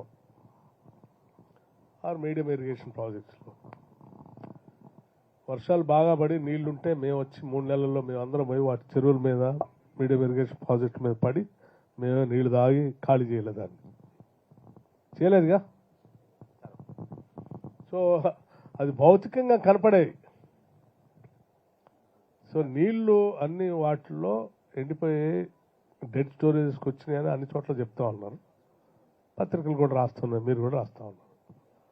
సో పడ్డటువంటి నీటి పాతం కానీ ఆ ఉన్న నీళ్లనైనా ఒడిసి పట్టుకొని జాగ్రత్తగా కాపాడుకునే విధానం కానీ మీరు చేయలేకపోయారు కాబట్టి వాళ్ళు ఎండిపోయి ఖాళీలు ఉన్నాయి. అదే మేము ఉండుంటే ఆ వచ్చిన లెక్కలు బట్టి రాబోయే 3 నెలలు మళ్ళీ వర్షాకాలం వచ్చేంత వరకు ఎన్ని నీళ్ళు అవసరమో జాగ్రత్తగా వాటిని వాటర్ మేనేజ్మెంట్ చేసుకుంటూ వచ్చేవాళ్ళం. అది వాళ్ళు చేయలేదు కాబట్టి దాన్ని మళ్ళీ కప్పించుకోవడం కోసం ఇటువంటి మాటలు మాట్లాడుతాం. conclude this program with 4 questions. 1, 2, 3, 3. Yes. Oh, you can 4. Right. 4 questions. 1, 2, 3, 4. Narendra, you start. Sir, Narender Reddy, Mudra Delhi.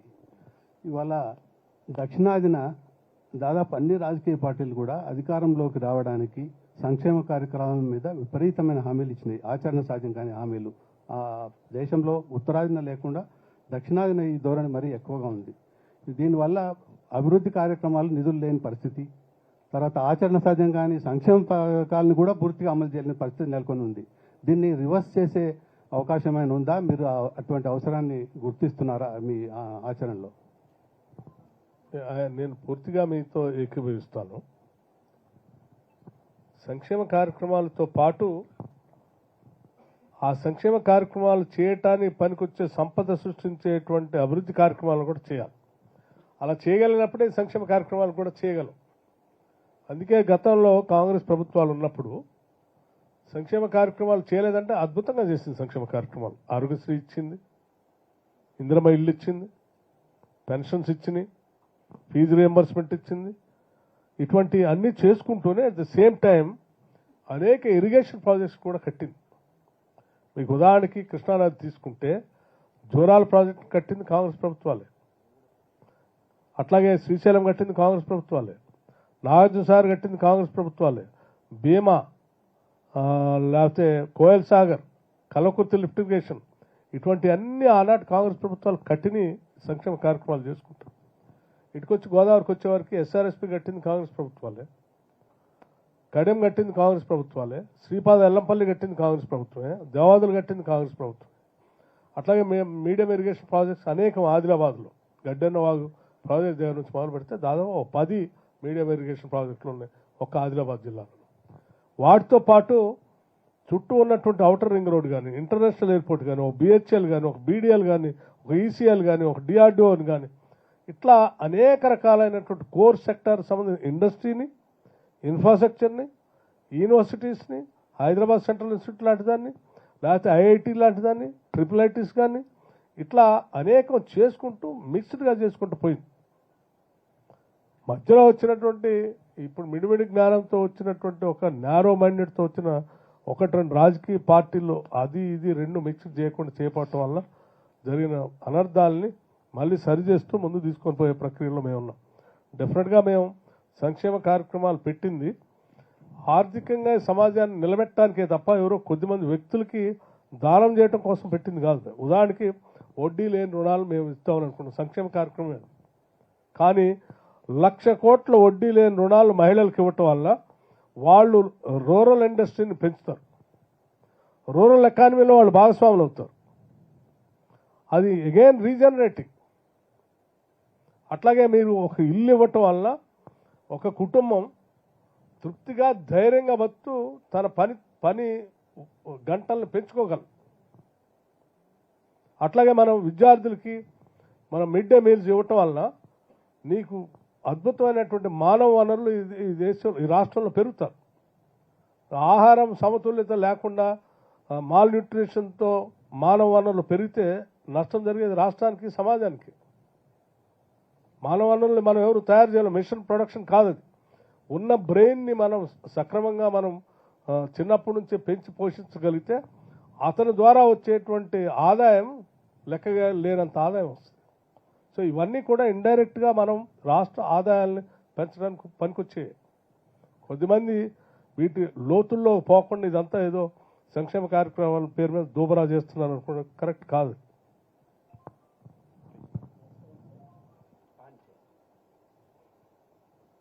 నమస్కారం sir, Venkataratnam, senior journalist, AP news. ప్రస్తుతం ఉన్నటువంటి ఆర్థిక సంక్షోభం దృష్ట్యా రాష్ట్ర వ్యాప్తంగా అధికారికంగా ఆర్థిక వాటిని కట్టింగ్ చేసే విధంగా ఎక్కడ ప్రపోజల్ ఏమైనా ఉందా, ఆర్థిక పరమైనటువంటి వాటిని ఆపడానికి ఆంక్షలు ఏమైనా విధించే అవకాశం ఉందా? నంబర్ 1.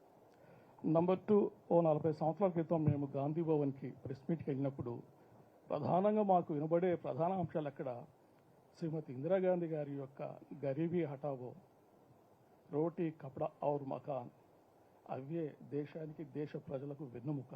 బట్ ఆ స్లోగన్స్ ఏమి ఇప్పుడు వినబట్టం లేదు. దయచేసి దీని గురించి చెప్పండి. ఫస్ట్ ఆర్థిక సంక్షోభం సంబంధించి ఫస్ట్. Thank you. ఆర్థిక సంక్షోభం అంటే ఆంక్షలు, ఎవరి మీద ఆర్థికపరమైన ఆంక్షలు విధించాలనేటువంటి ఆలోచన మాకు ఎవరికి లేదు. ఫ్రీ ఎకానమీ ఇది, లిబరలైజేషన్, గ్లోబలైజేషన్.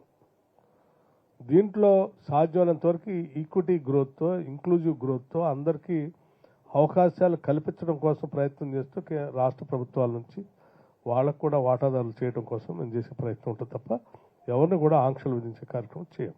నెంబర్ 1.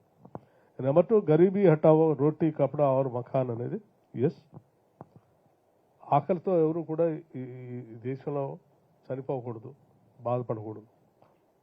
ఇల్లు వాకిలు లేకుండా, బట్ట లేకుండా ఏ మానవుడు బతికి మనకే అవమానకరంగా మారకూడదు అనేది ఆనాటి కాంగ్రెస్ ప్రభుత్వ ఆలోచనతోనే వీటన్నింటినీ అధిగమించగలిగాం. దాని ద్వారానే గ్రీన్ రెవల్యూషన్ వచ్చింది. ఆ ఆలోచన నుంచే గ్రీన్ రెవల్యూషన్ వచ్చింది. ఆ ఆలోచనలోంచి ఇందిరమ్మ ఇళ్ళు వచ్చింది. ఆ ఆలోచనలోంచే రకరకాలైనటువంటి టెక్స్టైల్ ఇండస్ట్రీస్ ప్రోత్సాహాలు ఇచ్చి అందరికీ తక్కువ ధరతో బట్టలు కూడా దొరికే పరిస్థితి తీసుకొచ్చాం. ఓ పక్కన ఈ నినాదం ఇస్తూ నినాదంని అధిగమించడం కోసం వాళ్ళకి సహాయం చేస్తూనే మిగతా ప్రొడక్టివిటీ కూడా పెంచి ఆ ఇబ్బంది లేకుండా చేసేటువంటి విధానాలు భారతదేశంలో ఆనాటి కాంగ్రెస్ ప్రభుత్వాల ద్వారా వచ్చినాయి. కాబట్టి ఈరోజు చాలా సెల్ఫ్ సఫిషియెంట్గా ఎదగలిగాం. సార్, శ్రవణ్ ఫ్రమ్ టీవీ9 అండి. మలిదశ తెలంగాణ ఉద్యమం ఊపందుకుంది నీళ్లు నిధులు నియామకాలు అనే నినాదంతో. అయితే తెలంగాణ ఏర్పడిన తర్వాత, ప్రభుత్వం ఏర్పడిన తర్వాత కృష్ణా రివర్ బేసిన్ విషయానికి మాట్లాడుకుంటే శ్రీశైలం నుంచి తెలంగాణలోకి ప్రవేశించి నాగార్జున సాగర్ నుంచి ఆంధ్రలోకి వెళ్ళిపోతుంది. 65% తెలంగాణలో బేసిన్ ఉంది, 30% ఆంధ్రాకి వెళ్తుంది. కానీ నీటి కేటాయింపుల్లో ఎందుకు అంత వ్యత్యాసము? తెలంగాణకి ఎందుకు 250 టీఎంసీలు, 550 ఎందుకు ఆంధ్రాకి వెళ్ళింది? అంటే ఇది సాంకేతికపరమైన నిర్ణయం వల్ల తీసుకున్నదా, లేకుంటే ఉద్దేశపరంగానా? ఈ నిర్ణయం రాష్ట్ర విభజన జరిగిన తర్వాత మీరు మాట్లాడుతున్నటువంటి అంశంగా మనం చర్చిస్తే, రాష్ట్ర విభజన జరిగిన తర్వాత అధికారంలోకి వచ్చినటువంటి పార్టీ ముందుగా చేయాల్సిన ప్రాధాన్యత రంగం ఏంటంటే నీటి వనరులకు సంబంధించి. దానికోసమే రాష్ట్రం తెచ్చుకున్నాం. కాబట్టి 10 ఏళ్లుగా నిరాసక్తితో ఉండటం, నిరాదరణకు గురి చేసేటట్టుగా అనాలోచనగా ఉండబట్టే మనం దాంట్లో ఏం సాధించలేకపోయాం. అందుకోసం ఇప్పుడు మేము రాగానే ముందు దృష్టి సారించిందే దానిపై. కృష్ణానదిలో మన వాటా ఎంత, వాటాతో పాటు మనం కట్టుకోవాల్సిన ప్రాజెక్టులు ఏంటి, కట్టే ప్రాజెక్టుకి జాతీయ ప్రాజెక్టుగా మీరు ఎందుకు అవకాశం ఇవ్వట్లేదు అసలు పాలమూరు రంగారెడ్డికి అని చెప్పి మేము ఇప్పటికే కేంద్ర ప్రభుత్వంతో మాట్లాడి సాధ్యమైనంత వరకు దాంట్లో అక్కడి నుంచి నిధులు తేవటం కోసం ప్రయత్నం చేస్తున్నాం. ఎక్కువ వాటా రావటం కోసం మనం ప్రయత్నం చేస్తాం. నా పేరు సౌమ్య సార్, నేను పాయింట్ మీడియా నుంచి, ఇంగ్లీష్ పేపర్ మాది. సార్, యాక్చువల్గా ఇప్పుడు రైతుల ఆత్మహత్యలు ఉన్నాయంటున్నారు. రైతుల ఆత్మహత్యలకి ఒకవేళ మనకి వాటర్ ఫెసిలిటీ లేనప్పుడు వ్యవసాయ పరంగానే రైతు బ్రతకాలనా, వేరే మార్గాలు లేవా? ఆత్మహత్యలు ఎందుకు చేసుకుంటున్నారు రైతులు?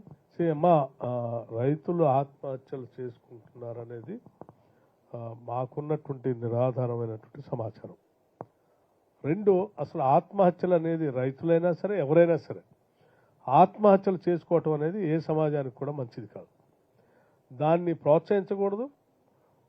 దాని గురించి అటువంటి జరుగుతున్నప్పుడు సాధ్యమైనంత వరకు పాలనాపరంగా తగు నిర్ణయాలు తీసుకొని అటువంటి లేకుండా చూసుకోవాల్సిన బాధ్యత కూడా పాలకులపైన ఉంటుంది. మాకుగా మేము ఈ రాష్ట్రంలో ఎవరు కూడా ఆత్మహత్యలు చేసుకోవద్దు అనేది పిలిపిస్తా ఉన్నాం.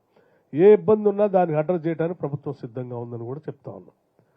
సో దయచేసి మీరు అడిగిన ప్రశ్నకి మీ ద్వారా రాష్ట్ర ప్రజలు కూడా చెప్తా ఉన్నాం. ఆల్టర్నేటివ్ అవెన్యూస్ ఎప్పుడు ఎత్తుకుంటూ ముందు పోతూనే ఉండాలి. It is not a static thing.